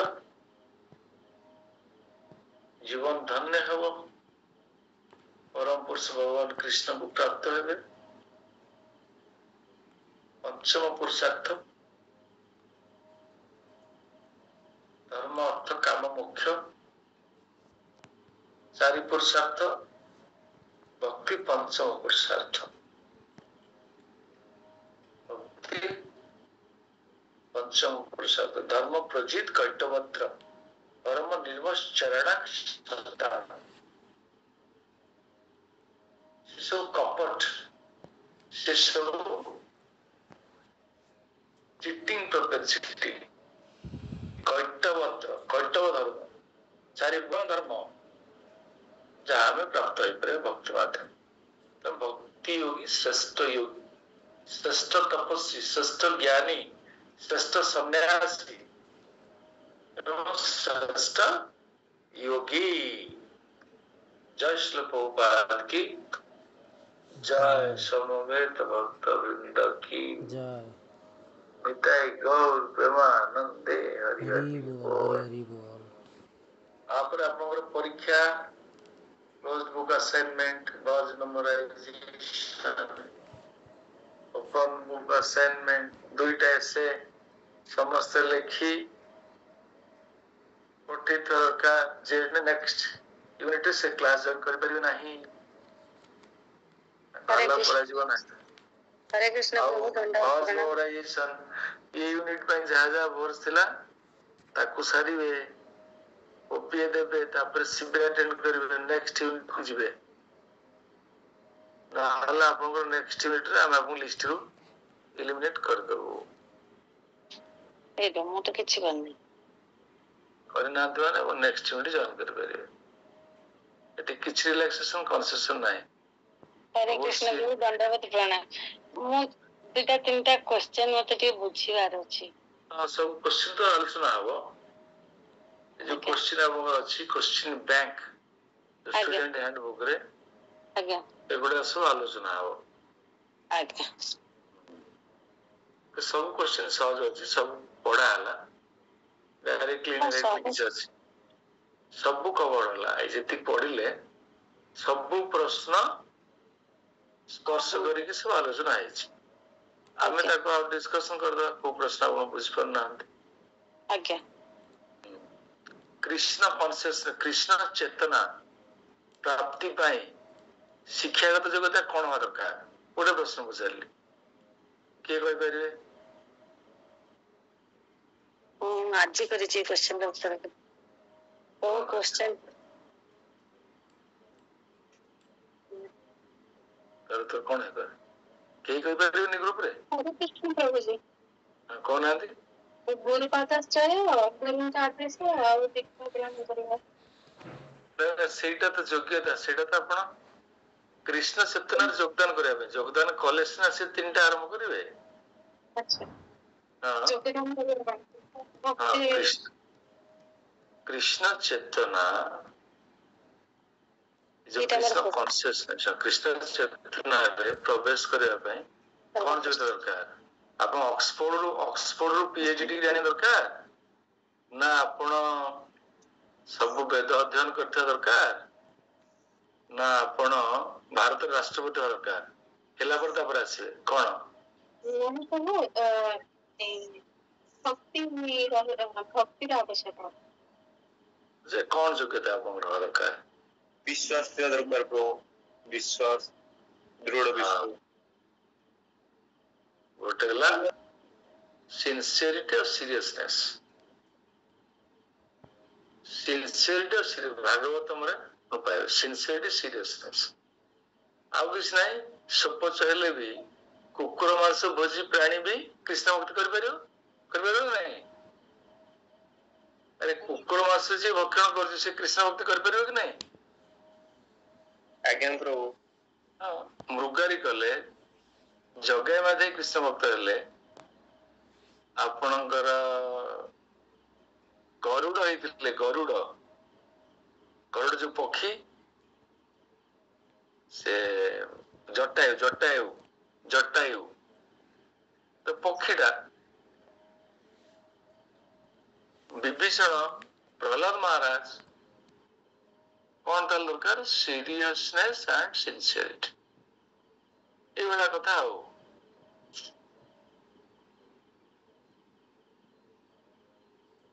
ଠିକ ଅଛି। ଜୟ ଶ୍ରୀ ପ୍ରଭୁପାଦ କି ଜୟ। ସମବେତ ଭକ୍ତବୃନ୍ଦ କି ଜୟ। ନିତାଇ ଗୌର ପ୍ରେମାନନ୍ଦେ ହରି ହରି। ଆଉ ଯୋଉମାନେ ରେଜିଷ୍ଟ୍ରେସନ ସେମାନେ କରିନାହାନ୍ତି, ସେମାନଙ୍କର କୌଣସି ଆସାଇନମେଣ୍ଟ ମାୟାପୁରକୁ ଯାଇପାରିବନି। ମାୟାପୁର କଟକଣା ଏଇଟା ମାୟାପୁରର ଗୋଟେ କ୍ଲାସ ହଉଛି। ଏଇ ଯୋଉ ଭକ୍ତି ଶାସ୍ତ୍ରୀ କୋର୍ସର ମୁଁ ଫ୍ୟାସିଲିଟେଟର। ମତେ ମାୟାପୁର ଇନଷ୍ଟିଚ୍ୟୁଟ ଆପଏଣ୍ଟ କରିଛନ୍ତି। ଏଇଟା ଗୋଟେ ଏକ୍ସଟେଣ୍ଡେଡ ମୋଡରେ କରାହଉଛି। ଆପଣ ଭାବିବେନି ଯେ ସାର୍ଟିଫିକେଟ ସେମାନେ ଇସ୍ୟୁ କରିବେ। ରେଜିଷ୍ଟ୍ରେସନ ହେବେ, କୋର୍ସ ଫି ଯାହା ଅଛି ରେଜିଷ୍ଟ୍ରେସନ ତାକୁ ସବୁ କରିବା ଦରକାର। ଯୋଉମାନେ କରିନାହାନ୍ତି ସେମାନଙ୍କର ସବୁ ଆମ ପାଖରେ ରହିବ, ଆମେ ତାକୁ ଡଷ୍ଟବିନ ରେ ପକେଇଦବୁ। ଯୋଉ ଡିଭୋଟିସ୍ ମାନଙ୍କର, ବୁଝିପାରୁଛନ୍ତି? କିନ୍ତୁ ଆମେ ତ course fees at a time ଏକାବେଳକେ ନଉନୁ। ଗ୍ରାଜୁଏଟ କୋର୍ସ ଡ୍ୟୁରେସନ ଭିତରେ ମାୟାପୁରରେ ତ ଆପଣ ଯଦି ପଢିବେ 12,000 ଟଙ୍କା ଡିପୋଜିଟ କରିବେ ମାୟାପୁରରେ। ଏବେ ବି ମାୟାପୁରରେ 6,000 ରଖୁଛନ୍ତି ଓଡିଆ ପାଇଁ, ଇଂଲିଶ ପାଇଁ 12,000 ଡାଇରେକ୍ଟଲି କଲେ। ସେଦିନ ସବୁ ଡିପୋଜିଟ କଲେ ସେଟା ଏନରୋଲ୍ଡ ହେବେ। ସେଟା ଇନଷ୍ଟଲମେଣ୍ଟ ସ୍କିମ୍ କିଛି ନାହିଁ, କିନ୍ତୁ ଆମେ ସେଟାକୁ ଏ ପ୍ରକାର ଭାବରେ କରିଛୁ। ତ ତାକୁ ସାରିବେ, ଏନରୋଲମେଣ୍ଟ ସବୁ ଆସାଇନମେଣ୍ଟ ଦେବେ, ଦେଲେ ଆପଣଙ୍କର ସବୁ ନାଁ ଗୁଡାକ ପଠାଯିବ ସାର୍ଟିଫିକେଟ ପାଇଁ।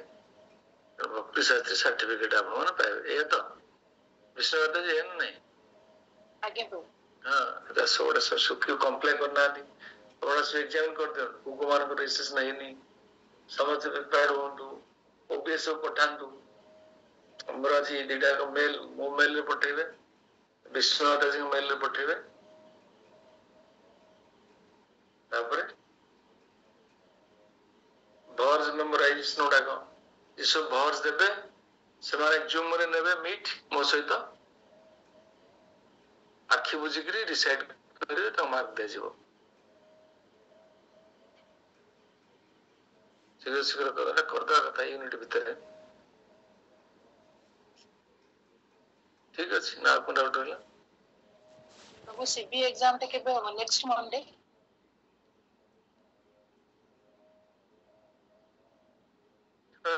ପ୍ରିପେୟାର୍ଡ ହୁଅନ୍ତୁ, ନୋଟିଫାଏ କରିବା।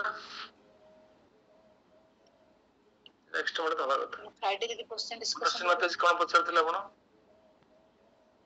ହରେ କୃଷ୍ଣ ପ୍ରଭୁ, ଦଣ୍ଡବତ ପ୍ରଣାମ। ସେ କ୍ୱେଶ୍ଚନ କେତେଟା ବୁଝି ପାରୁନଥିଲି, ପଚାରୁଥିଲି।